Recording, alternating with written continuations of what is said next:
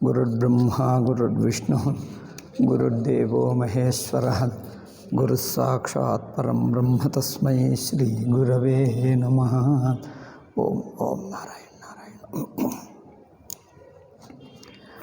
ಸುಷುಪ್ತಿ ಕುರಿತು ವಿಚಾರವಾಯಿತು. ಸುಷುಪ್ತಿ ಅಂದರೆ ತನ್ನನ್ನೇ ಸುಷುಪ್ತಿ ಹೇಳ್ತೀವಿ. ತನ್ನ ಸ್ವರೂಪವೇ ತಾನು ಮಾತ್ರ ಉಳಿಯುವುದು. ಸಾಮಾನ್ಯವಾಗಿ ನಾವು ಮನಸ್ಸಿನಿಂದಲೇ ಎಲ್ಲ ನೋಡುವುದು. ತಪ್ಪೆಲ್ಲ ಎಲ್ಲಿದೆ ಅಂದರೆ ಮನಸ್ಸಿಟ್ಕೊಂಡೇ ನೋಡ್ತಾ ಇದ್ದೀವಿ. ಮನಸ್ಸಿನಿಂದಲೇ ತಿಳ್ಕೊಳ್ಳುವುದು. ಮನಸ್ಸಿನಿಂದ ಏನು ಗೊತ್ತಾಗ್ತದೋ, ಎಷ್ಟು ಗೊತ್ತಾಗ್ತದೋ ಅದೇ ನಮ್ಮ ತಿಳುವಳಿಕೆ, ಅದೇ ನಮ್ಮ ಜ್ಞಾನ. ಮನಸ್ಸಿನ ಅಭಿಮಾನಿ ಜ್ಞಾತೃ, ಇಂದ್ರಿಯ ಮನಸ್ಸುಗಳ ಅಭಿಮಾನಿ ಜ್ಞಾತೃ. ಈ ಜ್ಞಾತೃಗೆ ಜ್ಞಾನ ಉಂಟಾಗುತ್ತದೆ ಮನಸ್ಸಿನ ಮೂಲಕ. ಜನರು ಹೇಳ್ತಾರೆ, ಹೌದು, ಯಾವುದಾದರೂ ಮನಸ್ಸಿನಿಂದಲೇ ಗೊತ್ತಾಗಬೇಕು. ಹಾಗಿಟ್ಕೊಂಡ್ರೆ ಮನಸ್ಸನ್ನೇ ಎಲ್ಲ ಜ್ಞಾನಗಳಿಗೆ ಸಾಧನ ಇಟ್ಕೊಂಡರೆ, ಮನಸ್ಸು ತಪ್ಪು ತಿಳಿಸಿದ್ದರೆ, ಮನಸ್ಸಿಗೆ ಸ್ವಲ್ಪ ಪರಿಮಿತಿ ಇದೆ. ಮನಸ್ಸು ಎಷ್ಟು ತಿಳಿಸುತ್ತದೋ ಅಷ್ಟೇ. ಮನಸ್ಸಿನ ಪರಿಮಿತಿಯಿಂದ ಮನಸ್ಸುಗೂ ಸಿಗದೇ ಇರುವಂಥ ದೊಡ್ಡ ವಿಷಯವನ್ನು ಕುರಿತು ಹೇಳು ಅಂದರೆ ಮನಸ್ಸು ತಪ್ಪು ಹೇಳಿಬಿಡ್ತದೆ. ಏಕೆ ಅಂದರೆ ಅದಕ್ಕೆ ಗೊತ್ತಿಲ್ಲ.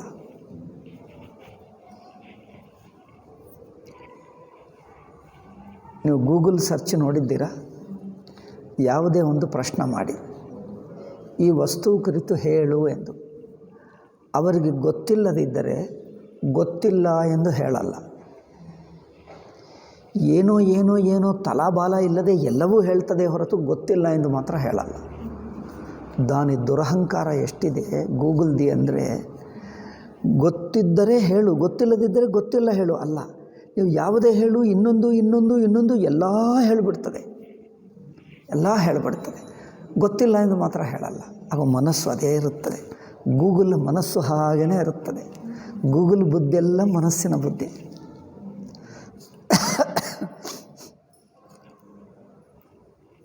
ಒಂದು ಏನೋ ಪ್ರಶ್ನೆ ಮಾಡಿದೆ ನಾನು, ಅದು ತಪ್ಪು ಹೇಳಿದ್ದು. ನಾನು ಹೇಳಿದ್ದೀನಿ, ನಿನಗೆ ಗೊತ್ತಿಲ್ಲ, ಇನ್ನೊಬ್ಬರಿಗೆ ಉಪದೇಶ ಮಾಡಲಿಕ್ಕೆ ಕೂತಿದ್ದೀಯಾ ಎಂದು ಹೇಳಿದ್ದೆ.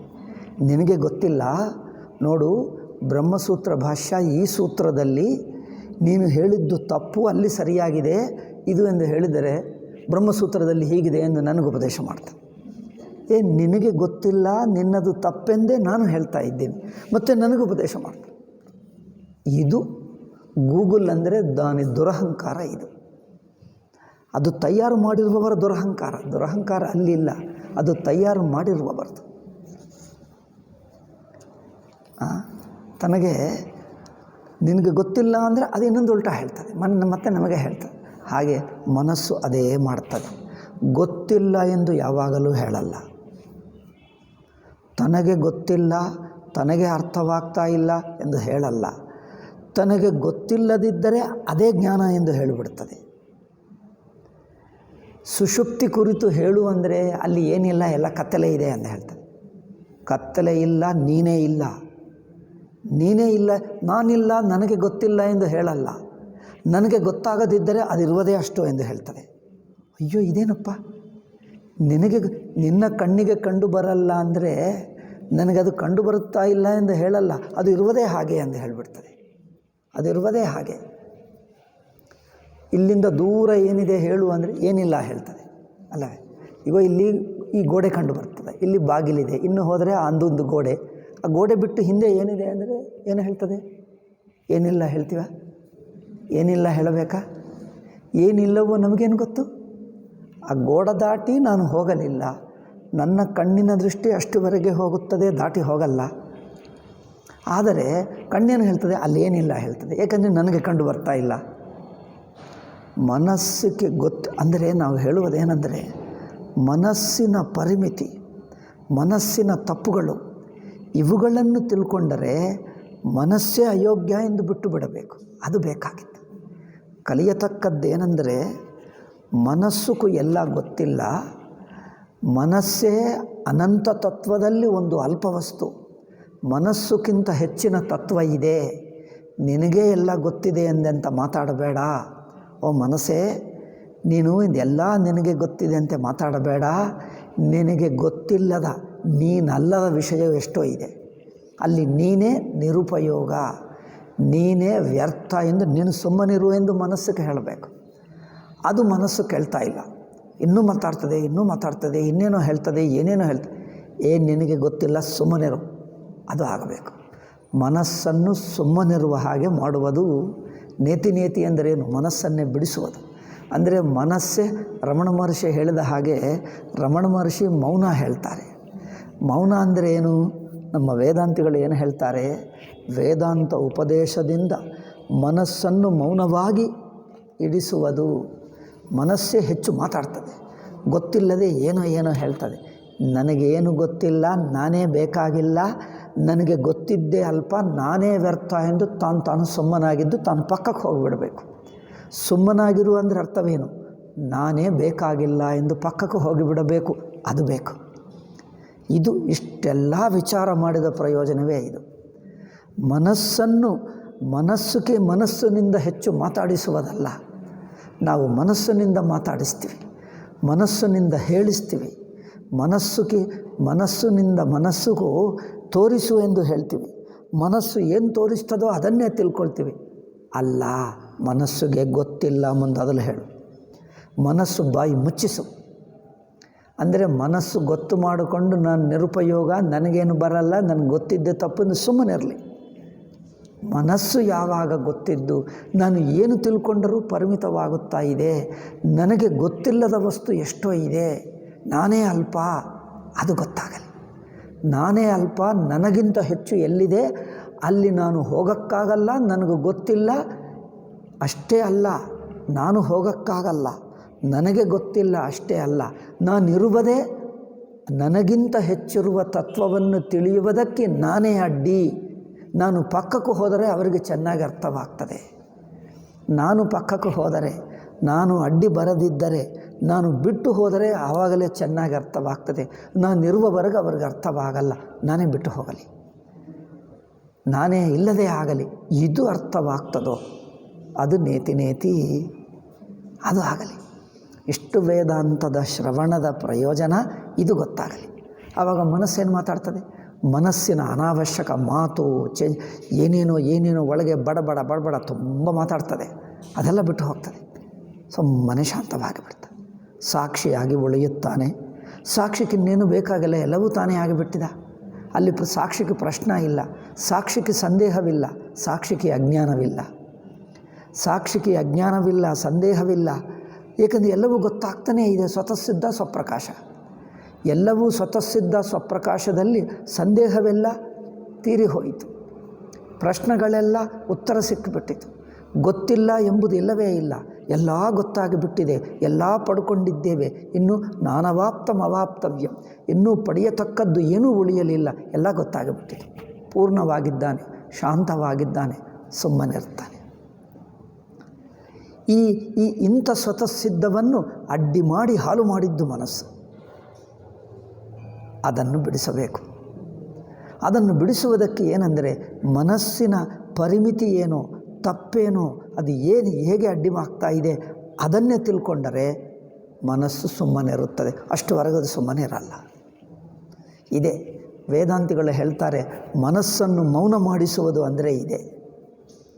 ರಮಣ ಮಹರ್ಷಿ ಹೇಳ್ತಾರೆ, ಮೌನ ಅಂದರೆ ಏನು ಮಾಡಬೇಕು? ಮೌನ ಅಂದರೆ ಬಾಯಿಗೆ ಸುಮ್ಮನೆ ಏನು, ಈ ಕಾಲದಲ್ಲಿ ಇರ್ತದೆ, ಟೇಪ್ ಇರುತ್ತದೆ. ಈ ಕಾಲದಲ್ಲಿ ಟೇಪ್ ಅಂಟಿಸ್ಕೊಂಡ್ರೆ ಮೌನ ಆಗಿಬಿಡ್ತದೆ. ಬಾಯಿಗೆ ಟೇಪ್ ಹಾಕ್ತೀವಿ, ಮನಸ್ಸಿಗೆ. ತೆಲುಗಿನಲ್ಲಿ ವೇಮನ ಇದ್ದ ಒಂದು ಪದ್ಯ, ಅದೇ ಹೇಳ್ತಾನೆ, ತಲಲು ಬೋಡುಲೈನ ತಲಪುಲು ಬೋಡುಲ.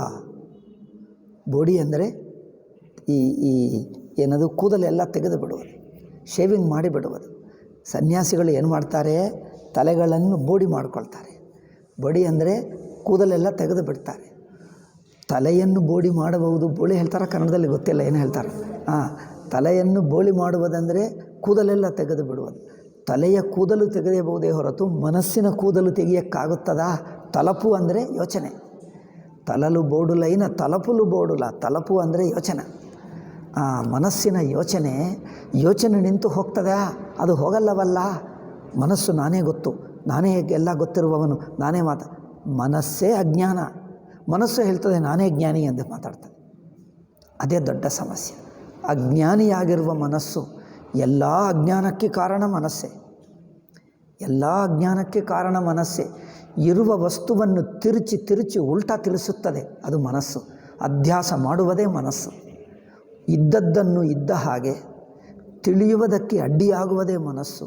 ಇದ್ದನ್ನು ಬಿಟ್ಟು ಇದ್ದದ್ದನ್ನು ಇನ್ನೊಂದಾಗಿ ತಿರುಚಿ ತೋರಿಸ್ತದೆ ಮನಸ್ಸು. ಅದರಿಂದ ಏನಾಗಬೇಕು? ಆ ತಿರುಚುವ ಮನಸ್ಸನ್ನೇ ನಂಬಿಕೊಂಡು ಮನಸ್ಸು ಹೇಳು, ಮನಸ್ಸೇ ಹೇಳು, ನೀನು ಹೇಳಿದ್ದರೆ ನಮಗೆ ಅದೇ ಗತಿ, ನೀನೇ ನನಗೆ ಗುರು, ನೀನು ಹೇಳಿದ್ದೇ ನಮಗೆ ಜ್ಞಾನ, ನೀನೇ ಹೇಳು. ನೀವು ಚೆನ್ನಾಗಿ ಹೇಳ್ತೀವಿ, ನೀವು ಹೇಳೋದಿದ್ದರೆ ನಮಗೆ ಯಾರು ಗತಿ ಇಲ್ಲ, ಅಯ್ಯೋ ನಾವು ಯಾರೂ ಇಲ್ಲ, ನೀವೇ ಹೇಳು ಅಂದರೆ ಆಯಿತು, ನನ್ನನ್ನೇ ನಂಬಿತೀಯಾ, ನಿನ್ನನ್ನು ನಾಶ ಮಾಡ್ತೀನಿ ಬಾ ಎಂದೆ. ಬಾ ನಾಶ ಮಾಡ್ತೀನಿ, ಇನ್ನೂ ಮಾಡ್ತೀನಿ ಬಾ ಎಂದೆ. ಹಿಂಗಷ್ಟೇ. ಇದು ಮನಸ್ಸು ಮಾಡುತ್ತಿರುವ ಕೆಲಸ. ಮನಸ್ಸುಗೂ ದೇಶ, ಕಾಲ, ವಸ್ತುಗಳು, ಸಂಬಂಧಗಳು ಎಲ್ಲ ಪರಿಮಿತಿಗಳೇ. ಈ ಪರಿಮಿತಿಗಳು ಎಂದು ಒಪ್ಪಲ್ಲ. ಈ ಪರಿಮಿತಿಯನ್ನೇ ತನಗೆ ಗೊತ್ತಿಲ್ಲದ ಅಜ್ಞಾನವನ್ನೇ ವೈಭವೀಕರಿಸಿ ಎಷ್ಟು ಚೆನ್ನಾಗಿದೆ ಎಂದು ತೋರಿಸ್ತದೆ. ಅಜ್ಞಾನವನ್ನು ವೈಭವೀಕರಿಸಿ ಮೋಹವನ್ನು ಇನ್ನೂ ವೈಭವೀಕರಿಸಿ ತೋರಿಸ್ತದೆ. ಎಷ್ಟು ಚೆನ್ನಾಗಿ. ಯಾರು? ಮನಸ್ಸು. ಇದು ಮೂರ್ಖತನ. ಮನಸ್ಸಿಗೆ ಗೊತ್ತಿಲ್ಲ, ಅದನ್ನೇ ಪಕ್ಕಕ್ಕಿಡಿಸುವುದೇ ಉಪಾಯ. ವೇದಾಂತ ಏನು ಮಾಡ್ತದೆ? ಮನಸ್ಸುకు ಅತೀತವನ್ನು ಹೇಳ್ತದೆ ಅಂತೆ. ಮನಸ್ಸುకు ಅತೀತ ಹೇಗೆ ಹೇಳ್ತದೆ? ಈಗ ಇದೇ ಹೇಳುವುದು. ಮನಸ್ಸಿನ ತಪ್ಪು ತಿಳುವಳಿಕೆ ಗೊತ್ತಾಗುವುದು ಎಷ್ಟೆಷ್ಟು ಮನಸ್ಸಿನ ಪರಿಮಿತಿ ಗೊತ್ತಾಗ್ತಾ ಇರುತ್ತದೋ ನೀವಷ್ಟು ಗೊತ್ತಾಗುವುದಂದರೆ ಏನು? ಮನಸ್ಸಿನ ಪರಿಮಿತಿಗಳು ಗೊತ್ತಾಗುವುದು ಅಂದರೆ ಮನಸ್ಸಿನ ಅಂಚುಕ್ಕೆ ಬರುವುದು, ಮನಸ್ಸು ದಾಟಿ ಹೋಗುವುದು, ಮನಸ್ಸನ್ನು ಬಿಟ್ಟು ಬಿಡುವುದು, ಮನಸ್ಸಿನ ಅಭಿಮಾನವೇ ಬಿಟ್ಟು ನಿಂತಿರುವುದು. ಮನಸ್ಸಿನ ಅಭಿಮಾನ ಬಿಟ್ಟು ನಿಂತಿರುವುದು. ಎಷ್ಟೆಷ್ಟು ಮನಸ್ಸನ್ನು ಅಭಿಮಾನ ಬಿಡ್ತೀನೋ ಅಷ್ಟಷ್ಟು ಮನಸ್ಸು ಬಿಟ್ಟು ಬಿಡುತ್ತದೆ. ಮನಸ್ಸಿನ ತಪ್ಪುಗಳು ಗೊತ್ತಾಗ್ತವೆ. ಮನಸ್ಸು ಬೇಕಾಗಿಲ್ಲ ಎಂದು ಗೊತ್ತಾಗ್ತದೆ. ಮನಸ್ಸು ನಾನಲ್ಲ ಎಂದು ಹೇಳುವುದೇ ಮನಸ್ಸು ಬಿಟ್ಟು ಬಿಡುವುದು. ಅದು ತಪ್ಪು ಎಂದು ಗೊತ್ತಾಗುವುದು. ಮನಸ್ಸು ಬಿಡುತ್ತದೆ. ಎಷ್ಟೆಷ್ಟು ಬಿಡುತ್ತದೋ ಅಷ್ಟಷ್ಟು ಸತ್ಯವು ಗೊತ್ತಾಗ್ತಾ ಇರುತ್ತದೆ. ಸಂದೇಹ ಅದೇ ಹೋಗುತ್ತದೆ. ಮನಸ್ಸು ಹಿಡ್ಕೊಂಡುವವರೆಗೂ ಎಷ್ಟು ಹೇಳಿದ್ದರೂ ಗೊತ್ತಾಗಲ್ಲ. ಏಕೆಂದರೆ ಆ ಮನಸ್ಸೇ ನಿಮಗೆ ಗೊತ್ತಾಗದಂತೆ ಅಡ್ಡಿ ಮಾಡ್ತದೆ.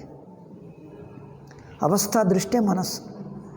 ಜಾಗ್ರತ್ತಿನ ಪ್ರಮಾತೃ ದೃಷ್ಟಿ, ಇಂದ್ರಿಯ ದೃಷ್ಟಿ, ಮನಸ್ಸಿನ ದೃಷ್ಟಿ. ಮನಸ್ಸಂದರೆ ಯಾರು? ದೇಹಾಭಿಮಾನ, ಇಂದ್ರಿಯಾಭಿಮಾನ, ಮನಸ್ಸಿನ ಅಭಿಮಾನ ಜ್ಞಾತೃಜ್ಞೇಯ ಸಂಬಂಧದಲ್ಲೇ ತಿಳ್ಕೊಳ್ತಾ ಇದ್ದೀವಿ. ಜ್ಞಾತೃಜ್ಞೇಯ ಸಂಬಂಧದಲ್ಲಿ ಇರುವುದು, ಈ ಸಂಬಂಧದ ತಿಳುವಳಿಕೆಯನ್ನು ಪಡ್ಕೊಳ್ಳುವುದು, ಅದು ಅಡ್ಡಿ. ಅದೇ ಪರಿಮಿತಿ. ಆವಾಗೇನು ಮಾಡಬೇಕು? ಜ್ಞಾತೃಜ್ಞೇಯು ಎರಡು ಒಟ್ಟುಗೂಡಿಸಿ, ಅಂದರೆ ಒಟ್ಟು ಅವಸ್ಥೆಯನ್ನು ತಿಳ್ಕೊಳ್ತಾ ಇದ್ದರೆ ಎಷ್ಟೆಷ್ಟು ತಿಳ್ಕೊಳ್ತೀವೋ ಅಷ್ಟಷ್ಟು ಅವಸ್ಥೆ ಬಿಟ್ಟೇ ಇರ್ತೀವಿ ನಾವು. ಅವಸ್ಥೆ ನಾನಲ್ಲ ಎಂದು ಬಿಟ್ಟು ಬಿಡ್ತೀವಿ. ಅವಸ್ಥೆ ನಾನಲ್ಲ ಎಂದು ಬಿಟ್ಟರೆ ಅವಸ್ಥೆ ಮನಸ್ಸು. ಇನ್ನೇನು?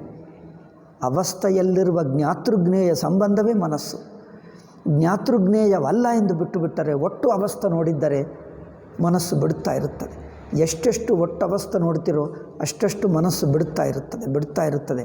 ಪೂರ್ತಿ ಅವಸ್ಥೆ ಬಿಟ್ಟರೆ ಅವಸ್ಥೆ ತನ್ನಲ್ಲಿ ಮುಳುಗಿ ಹೋಗ್ತದೆ. ತಾನು ಸಾಕ್ಷಿಯಾಗಿ ನಿಂತಿರುತ್ತಾನೆ. ತನ್ನ ಜ್ಞಾತೃತ್ವ ಬಿಡುತ್ತದೆ. ಜ್ಞಾತೃ ಬಿಟ್ಟರೆ ಜ್ಞೇಯ ಬಿಡುತ್ತದೆ. ಜ್ಞಾತೃಜ್ಞೇಯ ಪರಸ್ಪರ ಸಂಬದ್ಧ. ಜ್ಞಾತೃಕ್ಕೆ ಜ್ಞೇಯ ಇದೆ, ಜ್ಞೇಯಕ್ಕೆ ಜ್ಞಾತೃವಿದ್ದಾನೆ. ಜ್ಞಾತೃಜ್ಞೇಯ ಎಂಬ ವಿಂಗಡ ಬುದ್ಧಿ ಬಿಡುತ್ತದೆ. ಒಟ್ಟವಸ್ಥಾ ಅಂದ್ರೇನು? ವಿಂಗಡ ಬಿಡುವುದೇ ಒಟ್ಟವಸ್ಥಾ. ಒಟ್ಟು ಅಂದ್ರೇನು? ಅರಿವು. ಅದರಲ್ಲಿ ಜ್ಞಾತೃಜ್ಞೇಯ ಎಂಬ ವಿಂಗಡ ಮಾಡ್ತಾ ಇಲ್ಲ. ಒಂದೊಂದು ವಿಷಯವನ್ನು ತಿಳಿಯುವುದು ಜ್ಞಾತೃ. ಅವಸ್ಥೆ ಒಳಗಿನ ಒಂದೊಂದು ಪದಾರ್ಥವನ್ನು ತಿಳಿಯುವುದು ಜ್ಞಾತೃ ಬುದ್ಧಿ. ಒಟ್ಟು ಅವಸ್ಥೆ ಅಂದ್ರೇನು? ಒಂದೊಂದು ಪದಾರ್ಥ ತಿಳಿಯುತ್ತಾ ಇಲ್ಲ ಅಂದ್ರೇನು? ಒಟ್ಟು ಅವಸ್ಥೆನೇ ನೋಡ್ತಾ ಇದ್ದೀವಿ. ಅಂದರೆ ಒಂದೊಂದು ತಿಳಿಯುತ್ತಾ ಇಲ್ಲ, ಅರಿವನ್ನೇ ನೋಡ್ತಾ ಇದ್ದೀವಿ. ಅರಿವನ್ನು ನೋಡುವುದಂದರೆ ಒಟ್ಟು ಅವಸ್ಥೆಯನ್ನು ನೋಡುವುದಂದರೆ ಒಟ್ಟು ಅವಸ್ಥೆ ಅರಿವಿಗೆ ಗೊತ್ತಾಗ್ತದೆ. ಅದರಿಂದ ಅರಿವನ್ನು ನೋಡುವುದಂದರೆ ಅರಿವಾಗಿರುವುದು ಎಂದರ್ಥ.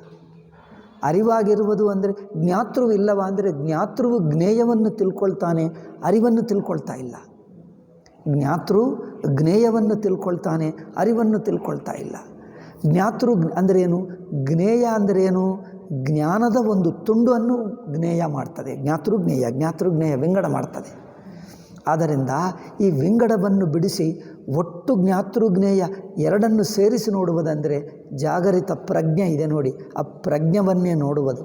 ಪ್ರಜ್ಞೆ ನೋಡುವುದಂದರೆ ಪ್ರಜ್ಞೆಯಾಗಿ ಇರುವುದು ನೋಡಿ. ಅರಿವನ್ನು ನೋಡುವುದಂದರೆ ಅರಿವಾಗಿರುವುದೇ ನೋಡುವುದು, ಇನ್ನೇನು. ಅಂದರೆ ಅರಿವು ಗೊತ್ತಾಗ್ತಾ ಇದೆ. ಅರಿವಿಗೂ ಏನು ಗೊತ್ತಾಗ್ತದೆ? ಏನೆಂದಲ್ಲ, ಅರಿವಾಗಿರುವುದೇ ಗೊತ್ತಾಗುವುದು. ಅರಿವಾಗಿರು ಅಷ್ಟೇ. ಒಟ್ಟು ಎಚ್ಚರ ಅಂದರೇನು? ಅರಿವೇ.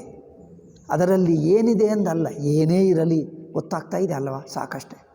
ಅದು ನೋಡಿ, ಅದಕ್ಕೋಸ್ಕರ ಒಬ್ಬನು ಹೀಗೆ ಪ್ರಶ್ನೆ ಮಾಡಿದ.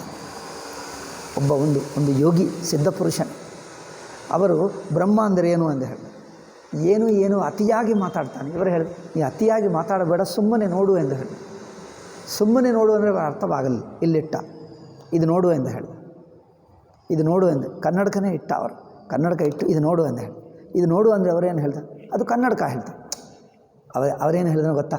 ನೀವು ಹೆಸರಿಟ್ಟು ಅಲ್ಲಿ ಏನಿದೆ ಎಂದು ಹೇಳಲಿಲ್ಲ, ಸುಮ್ಮನೆ ನೋಡು ಎಂದು ಹೇಳಿ. ಅದು ಕನ್ನಡಕನೇ. ಯಾವುದು ಅಂತ ಏನಿದೆ ಎಂದು ವಸ್ತು ಮೇಲೆ ಅಟೆನ್ಷನ್ ಹೋಗ್ತಾ ಇದೆ. ನೋಟ ಅಲ್ಲಿರು, ನೋಡುವವನಾಗಿ ನೋಟದಲ್ಲಿರು, ನೋಡಲ್ಪಡುವ ವಸ್ತು ಮೇಲೆ ಅಲ್ಲ. ನೋಡಿ, ಅಲ್ಲಿ ನೋಡು ಅನ್ನಿಸಿ, ಅಲ್ಲಿ ನೋಡು ಅಂದರೆ ಏನು? ಅದು ಗೋಡೆ ಹೇಳ್ತಾರೆ. ಗೋಡೆ ಅಲ್ಲಪ್ಪ, ಸುಮ್ಮನೆ ನೋಡು. ಸುಮ್ಮನೆ ಅಂದರೆ ಏನು ನೋಡಬೇಕು ಅಂದರೆ ಅದು ನೋಡಿ. ಏನು ಅಂದರೆ ದೃಷ್ಟಿ ಒಂದು ಜ್ಞೇಯ ಮೇಲೇ ಇದೆ, ಪದಾರ್ಥ ಮೇಲೇ ಇದೆ. ಸುಮ್ಮನೆ ಇರು. ಇದು ನೋಡಿ, ಈ ದೇಹ, ಪ್ರಪಂಚ, ಗೋಡೆ, ನೋಡಿ ಈ ರೂಮು, ಇದೆಲ್ಲ ನನಗೆ ಗೊತ್ತಾಗ್ತಾ ಇದೆ. ಗೊತ್ತಾಗ್ತಾ ಇದೆ ನೋಡಿ, ಜಾಗೃತ ಪ್ರಜ್ಞೆ. ಆ ಪ್ರಜ್ಞೆಯಾಗಿರು. ಜಾಗೃತ ಪ್ರಜ್ಞೆ ಎಲ್ಲಿದೆ ಹೇಳು? ಎಲ್ಲಿ ಏನು ಇರುವುದೆಲ್ಲ ಅದೇ. ಜಾಗೃತ ಪ್ರಜ್ಞೆ ಎಲ್ಲಿದೆ? ಪ್ರಜ್ಞೆ ಅರಿವು ಎಲ್ಲಿದೆ? ಅರಿವೇ ಇರುವುದೆಲ್ಲ ಅದೇ. ಆ ಅರಿವಾಗಿರು. ಅರಿವಿಗೂ ಏನು ಗೊತ್ತಾಗ್ತಾ ಇದೆ ಅಲ್ಲ, ಸುಮ್ಮನೆ ಅರಿವಾಗಿರು. ಅರಿವು. ಅರಿವಿನಲ್ಲಿ ಏನೋ ವಸ್ತುಗಳು, ನಾಮರೂಪಗಳು ತೋರ್ತವೆ ಬಿಡುತ್ತವೆ. ತೋರಲಿ ಬಿಡಲಿ, ತೋರಿಕೆ ಮೇಲೆ ದೃಷ್ಟಿ ಇಡಬೇಡ, ಅರಿವಾಗಿರು. ಅದು ಅವ್ರಿಗೆ ಅರ್ಥವಾಗ್ತಾ ಇಲ್ಲ. ಅವ್ರು ಹೇಳಿದ್ರೆ ಅರ್ಥವಾಗ್ತಾ ಇಲ್ಲ. ಅಲ್ಲ, ಎಲ್ಲವೂ ಬ್ರಹ್ಮೆ ಹೇಳ್ತಾರೆ. ಈಗ ಸುಮ್ಮನೆ ಮಾತದು ಬ್ರಹ್ಮ, ಅವು ಎಲ್ಲವೂ ಬ್ರಹ್ಮೆ ಅಂತ. ಎಲ್ಲವೂ ಬ್ರಹ್ಮೆ ಅಂದರೆ ಏನರ್ಥ? ಅಂಥವೂ ಬ್ರಹ್ಮ ಪದಾರ್ಥವೇ ಹೀಗೆ ಹೇಳ್ತಾನೆ. ಅಂಥ ಬ್ರಹ್ಮ ಪದಾರ್ಥ ಅಂದರೆ ಎಲ್ಲಿ? ಅದೊಂದು ವಸ್ತುವ ಏನು? ಅವರಿಗೆ ಅರ್ಥವಾಗಲ್ಲ. ಮಾತುಗಳು ಹೆಚ್ಚಾಗಿ ಬಿಟ್ಟಿವೆ. ಮಾತುಗಳು ಹೆಚ್ಚು ಮಾತಾಡ್ತಾರೆ, ವಿಷಯವೇ ಗ್ರಹಿಸಲ್ಲ.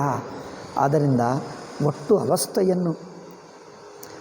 ಅವಸ್ಥೆ ಅಂದರೆ ಅರ್ಥವೇನೆಂದರೆ ಒಂದೊಂದು ಪದಾರ್ಥ ಬಿಡು ಎಂದರ್ಥ. ಪದಾರ್ಥಗಳನ್ನು ವಿಂಗಡ ಮಾಡಬೇಡ ಅಂದರೆ ಅರ್ಥವೇನು? ಇಲ್ಲಿ ನೋಡುವಾಗ ನೀವು ಪುಸ್ತಕವನ್ನು ನೋಡ್ತಾ ಇಲ್ಲ, ಪುಸ್ತಕ ನೆಪದಿಂದ ಒಟ್ಟು ಪ್ರಪಂಚ ನೋಡ್ತಾ ಇದ್ದೀವಿ. ಹೋಲ್ ಪ್ರಪಂಚ ಅಂದರೇನು? ಒಂದಾನಂದಲ್ಲ, ಎಲ್ಲ ಪದಾರ್ಥಗಳ ಇರವು ಮಾತ್ರ ನೋಡ್ತಾ ಇದ್ದೀನಿ. ಇರುವಿನಲ್ಲೇ ಪುಸ್ತಕ ಇದೆ, ಬಟ್ಟೆ ಇದೆ, ಕುರ್ಚಿ ಇದೆ, ಗೋಡೆ ಇದೆ, ಮನುಷ್ಯ ಇದ್ದಾನೆ, ಫೋನ್ ಇದೆ, ಮೈಕ್ ಇದೆ. ನೀವು ಕೇಳಿಸ್ತಾ ಇದೆಯಾ? ನಾನು ಮೈಕ್ ಪಕ್ಕಕ್ಕಿಟ್ಟೆ. ಮೈಕ್ ಇದೆ, ಇದೆಲ್ಲ ಇದು ಆನ್ ಮಾಡಿದ್ದೀವ? ಇಷ್ಟವರೆಗೆ ಇಲ್ಲೇ ಮೈಕೇ ಇರಲಿಲ್ಲ, ಏನು ಹೇಳಲೇ ಇಲ್ಲ. ಆಯಿತು. ಆದ್ದರಿಂದ ಇದೆಲ್ಲ ಇದೆ ಅಂದರೆ ಒಂದೊಂದು ಪದಾರ್ಥವೂ ಇದೆ ಎಂದು ಇರುವಿನ ರೂಪವಾಗೇ ತೋರ್ತಾ ಇದೆ. ಆ ಒಂದು ಇರುವು ಹಿಡ್ಕೊಂಡ್ರೆ ಇಡೀ ಪ್ರಪಂಚ ಬಂದಿಲ್ಲವಾ? ಒಂದು ಇರುವು ಹಿಡ್ಕೊ. ಪುಸ್ತಕ ಇರುವೆ, ಕುರ್ಚಿ ಇರುವೆ, ಗೋಡೆ ಇರುವು, ಮನುಷ್ಯ ಇರುವು, ಇನ್ನೇನು ಬಾಗಿಲಿರುವು, ಮರ ಇರುವು, ಬಸ್ಸು ಇರುವು, ಕಾರ್ ಇರುವು, ಯಾವುದೇ ಇರುವು, ಮನೆಗಳು ಇರುವು, ಎಲ್ಲವೂ ಇರವೆ. ಎಲ್ಲವೂ ಇರುವಿನಲ್ಲಿ ಅಡಕವಾಗಿವೆ. ಒಂದು ಇರುವು ಹಿಡ್ಕೊ, ಎಲ್ಲ ಹೋಲ್ ಪ್ರಪಂಚ ಬಂದುಬಿಟ್ಟಿದೆ. ಆ ಇರವನ್ನೇ ವಿಂಗಡ ಮಾಡಿದಾಗ ಇಷ್ಟೆಲ್ಲ ಆಗುತ್ತದೆ. ಒಂದೇ ಇರವನ್ನು ತುಂಡು ಮಾಡಿದರೆ ಪುಸ್ತಕ, ಅದೇ ಇರವು ಪುಸ್ತಕ, ಅದೇ ಇರವು ಬಟ್ಟೆ, ಅದೇ ಇರವು ಕುರ್ಚಿ, ಅದೇ ಇರವು ಮನುಷ್ಯ, ಅದೇ ಇರುವನ್ನು ಇಷ್ಟು ತುಂಡುಕೊಂಡು ಮಾಡಿಬಿಟ್ಟಿದ್ದೆ. ಕೊಂಬೆಗಳೆಲ್ಲ ಮಾಡಿವೆ. ಎಲ್ಲ ಕೊಂಬೆಗಳು ಸೇರಿಸಿ ಒಂದೇ ಮರ ನೋಡು. ಒಂದು ಮರ ನೋಡುವಾಗ ಎರಡು ಬಗೆ ನೋಡಬಹುದು. ಅದರಲ್ಲಿರುವ ಎಲೆಗಳು, ಒಂದೊಂದು ಎಲೆ, ಹಣ್ಣುಗಳು, ಕಾಯಿಗಳು, ಒಂದೊಂದು ನೋಡುವುದು ಒಂದು ಪದ್ಧತಿ. ಕೊಂಬೆಗಳು, ಸಣ್ಣ ಕೊಂಬೆ, ದೊಡ್ಡ ಕೊಂಬೆ, ಅದೊಂದು ಕೊಂಬೆ, ಇದೊಂದು ಕೊಂಬೆ, ಒಟ್ಟು ಮರ ನೋಡು. ಕೊಂಬೆಗಳಿರಲಿ, ಎಲೆಗಳಿರಲಿ, ಹೂಗಳಿರಲಿ, ಹಣ್ಣುಗಳಿರಲಿ, ಎಲ್ಲ ಸೇರಿಸಿಬಿಟ್ಟು ಒಟ್ಟು ಮರ ನೋಡು. ಒಟ್ಟು ಮರದಲ್ಲಿ ಎಲ್ಲ ಬಂದುಬಿಟ್ಟಿದೆ. ಅಂದರೆ ಅದರ ಡೀಟೇಲ್, ಅದರ ಒಂದೊಂದು ವಿವರಗಳಿಗೆ ಹೋಗುತ್ತಾ ಇಲ್ಲ, ಒಟ್ಟು ಸೇರಿಸಿ ಮರ ಹಾಗೆ ಆ ತರಹ ನೋಡುವುದು ಸಮಷ್ಟಿ. ಇದು ನೋಡುವುದು ಬರಬೇಕು. ಒಂದೊಂದು ಪದಾರ್ಥದ ಆಸಕ್ತಿ ಇದ್ದರೆ, ನಾಮರೂಪಗಳ ಆಸಕ್ತಿ, ಅಭಿಮಾನ, ರಾಗದ್ವೇಷಗಳು ಹೆಚ್ಚಿದ್ದರೆ ಒಟ್ಟು ಅವಸ್ಥಾ ದೃಷ್ಟಿ ಬರಲ್ಲ. ಅವಸ್ಥಾ ದೃಷ್ಟಿ ಏಕೆ ಅಂದರೆ ರಾಗದ್ವೇಷ ಬಿಡಿಸುವುದು. ಒಂದೊಂದು ವಸ್ತುವಿನ ರಾಗದ್ವೇಷ ಬಿಡಿಸಿ ಒಟ್ಟು ಅವಸ್ಥೆ ತೋರಿಸಬೇಕು. ಒಟ್ಟು ಅವಸ್ಥೆ ನೋಡುವಾಗ ಡೀಟೇಲ್ ಮೇಲೆ ರುಚಿ ಇಲ್ಲ, ಬಿಟ್ಟುಬಿಡ್ತೀವಿ. ಯಾವುದಾದರೇನು ಎಲ್ಲವೂ ಒಂದೇ ಆಗಲಿ. ಒಂದು ಸಿಟಿಗೆ ಬಂದರೆ ನಮ್ಮ ನೆಂಟರು, ನಮ್ಮ ಬಂಧುಗಳಿದ್ದಾರೆ, ಈ ಕಾಲನಿ, ಈ ಮನೆ ಅಂದರೆ ಆ ಕಾಲನಿ ಅಂದರೆ ನಮ್ಮ ಹೊಸ ನಗರಕ್ಕೆ ಹೋಗಿದ್ದೀರಿ. ಯಾವುದೋ ಹೊಸ ನಗರ, ಎಲ್ಲಿ ಇಷ್ಟುವರೆಗೂ ನಿಮಗೆ ಗೊತ್ತೇ ಇಲ್ಲ, ದಿಲ್ಲಿಗಿಲ್ಲಿ ಎಲ್ಲೋ ಹೋಗಿದ್ದೀರಿ. ಅಲ್ಲಿ ನಿಮಗೆ ಯಾರೂ ಪರಿಚಿತರಿಲ್ಲ, ನೆಂಟರಿಲ್ಲ, ಏನಿಲ್ಲ. ನಿಮಗೆ ಎಲ್ಲ ಕಾಲನಿಗಳು, ಎಲ್ಲ ಊರುಗಳು ಒಂದೇ ಅನಿಸುತ್ತವೆ. ಯಾವುದು ನಿಮ್ಮ ಪರಿಚಿತವಿದ್ದರೆ ಆ ಒಂದು ಕಾಲನಿ ನೆನಪಿಟ್ಕೊ. ಬೆಂಗಳೂರು ಅಂದರೆ ಏನು? ಬೆಂಗಳೂರಿನಲ್ಲಿ ತ್ಯಾಗರಾಜನಗರ ಒಂದೇ ನೆನಪಿಟ್ಕೊಳ್ತಾನೆ. ಮಿಕ್ಕದಂದರೆ ಮಿಕ್ಕದಲ್ಲ. ಬೆಂಗಳೂರು ಅಂದರೆ ಎಲ್ಲಿ? ತ್ಯಾಗರಾಜ. ಅವ್ರಿಗೂ ಇಡೀ ಬೆಂಗಳೂರೆಲ್ಲ ತ್ಯಾಗರಾಜನಗರ ಒಂದೇ ಅನಿಸುತ್ತದೆ. ಅಂದರೆ ಏನು? ಈಗ ಇದು ತನ್ನ ಪರ್ಸನಲ್ ಕನೆಕ್ಷನ್, ತನ್ನ ವೈಯಕ್ತಿಕ ಸಂಬಂಧ, ಅದೇ ರಾಗ. ಈ ವೈಯಕ್ತಿಕ ಸಂಬಂಧವೇ ರಾಗ.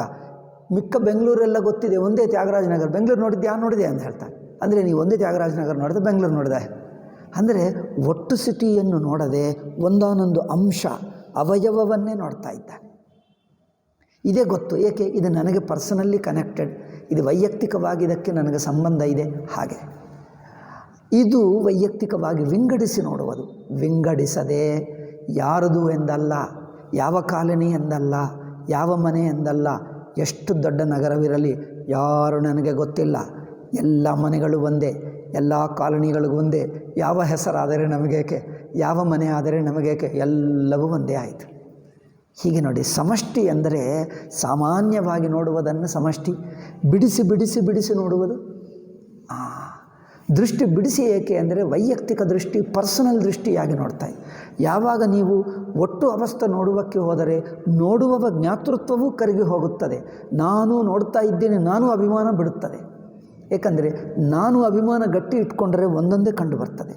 ನಾನು ಅಭಿಮಾನ ಇಂದ್ರಿಯ ದೇಹಗಳ ಮೂಲಕ, ಇಂದ್ರಿಯಗಳು ಒಂದೊಂದೇ ನೋಡ್ತವೆ. ಒಟ್ಟು ಅವಸ್ಥೆ ನೋಡುವಕ್ಕೆ ಹೋದರೆ ನೋಡುವವನು ಬದಲಾಯಿಸ್ತಾನೆ. ಏಕೆ? ನೋಡುವವನು ಇಂದ್ರಿಯಗಳ ಮೇಲೆ ನೋಡಬೇಕಾಗಿಲ್ಲ. ಒಟ್ಟು ಅವಸ್ಥೆ ಇಂದ್ರಿಯಗಳಿಗೆ ಕಂಡು ಬರ್ತದೇನು? ಒಟ್ಟು ಅವಸ್ಥೆ ಇಂದ್ರಿಯಗಳಿಗೆ ಕಂಡು ಬರಲ್ಲ. ಅದರಿಂದ ಇಂದ್ರಿಯ ಅಭಿಮಾನ ಬಿಡುತ್ತದೆ. ಮನಸ್ಸು ಅಂದರೆ ಮನಸ್ಸಿನ ಒಂದೊಂದು ವೃತ್ತಿ ಅಲ್ಲ, ಒಟ್ಟು ಅನಂತ ವೃತ್ತಿ. ಅನಂತ ವೃತ್ತಿ ಅಂದರೆ ಸಮಷ್ಟಿ ಮನಸ್ಸು ನೋಡ್ತೀವಿ. ಸಮಷ್ಟಿ ಮನಸ್ಸು ನೋಡಿದರೆ ಒಟ್ಟು ಅವಸ್ಥೆ. ನೋಡುವವನು ನಾನು ಎಂಬುದು ಅಭಿಮಾನವೂ ಕರಗಿ ಹೋಗ್ತದೆ, ತಾನು ಸಾಕ್ಷಿಯಾಗಿಬಿಡ್ತಾನೆ. ಒಟ್ಟು ಅವಸ್ಥಾ ಸಾಕ್ಷಿಯೇ ಆಗುತ್ತಾನೆ. ಹಾಗೆಯೇ ಅಲ್ಲಿ ಸಮಷ್ಟಿ ಅವಸ್ಥೆಯನ್ನು ನೋಡುವಾಗ ನೋಡುವವನು ಕರಗಿ ಹೋಗುತ್ತಾನೆ, ನೋಡಲ್ಪಡುವುದು ಒಟ್ಟು ಅವಸ್ಥೆ ಆಗುತ್ತದೆ. ನೋಡುವವನು ವ್ಯಕ್ತಿತ್ವ ಬಿಡುತ್ತಾನೆ. ಎರಡೂ ಒಟ್ಟಿಗೆ ಆಗಬೇಕು, ಆವಾಗಲೇ ವಿಚಾರ. ಇಲ್ಲದಿದ್ದರೆ ಒಟ್ಟು ಪ್ರಪಂಚ ಏಕೆ ನೋಡೋಕ್ಕಾಗ್ತಾ ಇಲ್ಲ ಅಂದರೆ ವ್ಯಕ್ತಿತ್ವವನ್ನು ಹಿಡ್ಕೊಂಡು ನೋಡ್ತಾ ಇದ್ದೀವಿ. ನಾನು ಎಂಬ ಜ್ಞಾತೃತ್ವ, ನಾನು ಎಂಬ ಇಂದ್ರಿಯ ಮನಸ್ಸುಗಳ ಅಭಿಮಾನ, ಇದು ಗಟ್ಟಿಯಾಗಿ ಇಟ್ಕೊಂಡು ನೋಡ್ತಾ ಇದ್ದೀವಿ. ಗೊತ್ತಾಗ್ತಾ ಇಲ್ಲ. ಇದು ಗಟ್ಟಿಯಾಗಿರುವವರೆಗೂ ಒಂದೊಂದೇ ಕಂಡು ಬರ್ತದೆ, ಒಟ್ಟು ಕಂಡು ಬರಲ್ಲ, ಒಟ್ಟು ಅವಸ್ಥೆ ಕಂಡು ಬರಲ್ಲ. ಅದು ಕಂಡು ಬರಬೇಕಂದ್ರೆ ಈ ವ್ಯಕ್ತಿತ್ವವೂ ಬಿಡಬೇಕು. ಅದು ಇದು ಜೊತೆಗೆ ಅಲ್ಲಿ ಒಟ್ಟು ಅವಸ್ಥೆ, ಇಲ್ಲಿ ವ್ಯಕ್ತಿತ್ವ ಕರಗಿ ಹೋಗ್ತದೆ. ಅಲ್ಲಿ ಒಂದೊಂದು ನೋಡಿದರೆ ವ್ಯಕ್ತಿತ್ವ ಗಟ್ಟಿಯಾಗ್ತದೆ. ಏಕೆಂದರೆ ಒಂದೊಂದು ವಸ್ತುವಿಗೆ ವ್ಯಕ್ತಿಗೆ ಕನೆಕ್ಷನ್. ಒಂದೊಂದು ವಿಂಗಡ ಇಲ್ಲ ಅಂದರೆ ನೋಡುವ ವ್ಯಕ್ತಿಯೂ ಇರಲ್ಲ. ಅದು ಎರಡೂ ಒಟ್ಟಿಗೆ ಹೋಗ್ತವೆ. ಒಟ್ಟು ಅವಸ್ಥೆ ನೋಡಿಬಿಟ್ರೆ ಒಟ್ಟು ಅವಸ್ಥೆಗೆ ವೈಶ್ವಾನರ ಆಗಿಬಿಡ್ತಾನೆ, ಸಾಕ್ಷಿ ಆಗುತ್ತಾ, ಅರಿವೇ ಆಗುತ್ತಾನೆ. ಏಕೆಂದರೆ ಅವಸ್ಥೆ ಒಳಗೆ ಏನಿದೆ ನಮಗೇನು, ಏನೇ ಇರಲಿ ಒಂದು ವೃತ್ತಿ ಕಂಡು ಬರ್ತದೆ.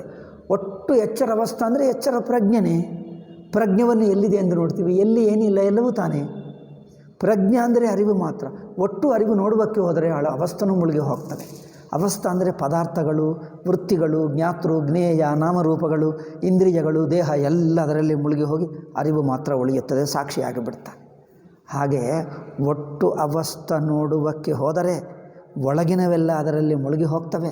ತಾನು ಮುಳುಗಿ ಹೋಗ್ತಾನೆ, ತಾನು ಅರಿವಾಗಿ ಉಳಿಯುತ್ತಾನೆ, ನೋಡುವುದೆಲ್ಲ ತಾನೇ ಆಗಿಬಿಡ್ತಾನೆ. ಇದು ನೋಡುವ ಪದ್ಧತಿ, ಇದು ವಿಚಾರ. ಈ ವಿಚಾರವೇ ಮೌನ. ಮೌನ ಅಂದ್ರೇನು? ಮನಸ್ಸಂದರೆ ಸಂಬಂಧ, ಜ್ಞಾತೃಜ್ಞೇಯ. ಜ್ಞಾತೃಜ್ಞೇಯ ಸಂಬಂಧವೇ ಮನಸ್ಸು. ಮನಸ್ಸನ್ನು ಬಿಡಿಸುವುದೇ ಮೌನ. ಅಂದರೆ ಜ್ಞಾತೃಜ್ಞೇಯ ಸಂಬಂಧ ಬಿಡಿಸಿ ಒಟ್ಟು ಅವಸ್ಥೆ ನೋಡುವುದು, ಒಟ್ಟು ಸಾಕ್ಷಿಯಾಗಿರುವುದೇ ಮೌನ. ಸಾಕ್ಷಿ ಮಾತಾಡಲ್ಲ, ಏಕೆಂದರೆ ಸಾಕ್ಷಿ ಇಂದ್ರಿಯ ಅಲ್ಲ, ಸಾಕ್ಷಿ ಜ್ಞಾತೃವಲ್ಲ. ಇಂದ್ರಿಯಕ್ಕೆ ರೂಪಗಳು ಕಂಡು ಬರ್ತವೆ, ಮನಸ್ಸಿಗೂ ಯೋಚನೆಗಳು ಬರುತ್ತವೆ. ಸಾಕ್ಷಿಗೆ ಯೋಚನೆ ಇಲ್ಲ, ಸಾಕ್ಷಿ ಅರಿವು ಮಾತ್ರ. ಅರಿವಿಗೆ ಯೋಚನೆ ಏನಿರುತ್ತದೆ? ಜ್ಞಾತೃಕ್ಕೆ ಯೋಚನೆ ಇರುತ್ತದೆ. ಜ್ಞಾತೃ, ಕರ್ತೃ, ಭೋಕ್ತೃ. ಅದರಿಂದ ಜ್ಞಾತೃವನ್ನು ಬಿಟ್ಟರೆ ಯೋಚನೆಗಳಿಲ್ಲ. ಇದು ಮೌನ. ಮೌನ ಬಾಯಿ ಮೌನ ಒಂದು, ಅಂದರೆ ಇಂದ್ರಿಯ ಮಟ್ಟದ ಮೌನ ಒಂದು, ಮನಸ್ಸಿನ ಮಟ್ಟದ ಮೌನ ಒಂದು. ಮಾನಸಿಕ ಮೌನ. ಇಂದ್ರಿಯ ಮಟ್ಟದ ಮೌನ ಅಂದರೆ ಇಂದ್ರಿಯದಿಂದ ವಿಂಗಡಗಳು, ನಾಮರೂಪಗಳು ಬಿಡಿಸಿ ಬಿಡಿಸಿ ಬಿಡಿಸಿ ವಿಂಗಡ ಮಾಡ್ತಾ ಇಲ್ಲ ಎಂದರ್ಥ. ಈಗ ಮಾನಸಿಕ ಮೌನ ಅಂದರೆ ಏನು ಅಂದರೆ ವೃತ್ತಿಗಳು ಆಗುತ್ತಾ ಇಲ್ಲ. ಏಕೆ ಅಂದರೆ ಒಟ್ಟು ಅವಸ್ಥೆ ನೋಡಿದರೆ ಯಾವ ವೃತ್ತಿ ಕಂಡು ಬರಲಿ? ಒಟ್ಟು ಅವಸ್ಥೆದಲ್ಲಿ ಏನಾದರೂ ವೃತ್ತಿಗಳಿರ್ತವೆ. ಒಟ್ಟು ಅಂದರೆ ಏನಾದರೂ ವೃತ್ತಿ ಮುಳುಗಿ ಹೋಗ್ತದೆ, ಅರಿವೇ ಆಗಿಬಿಡ್ತದೆ. ಆವಾಗ ನೋಡುವ ಜ್ಞಾತೃತ್ವವೂ ಇಲ್ಲ, ಅಂದರೆ ಯೋಚನೆಗಳು, ಮನಸ್ಸು ನಿಂತು ಹೋಗುತ್ತದೆ, ಸಾಕ್ಷಿ ಆಗಿಬಿಡ್ತದೆ. ಹಾಗೆ ಮನಸ್ಸನ್ನು ನಿಲ್ಲಿಸುವುದು, ಜ್ಞಾತೃತ್ವವನ್ನು ಕರಗಿಸುವುದು, ಯೋಚನೆಗಳೆಲ್ಲ ಮುಳುಗಿಸುವುದು, ಅದೇ ಬೇಕಾಗಿತ್ತು.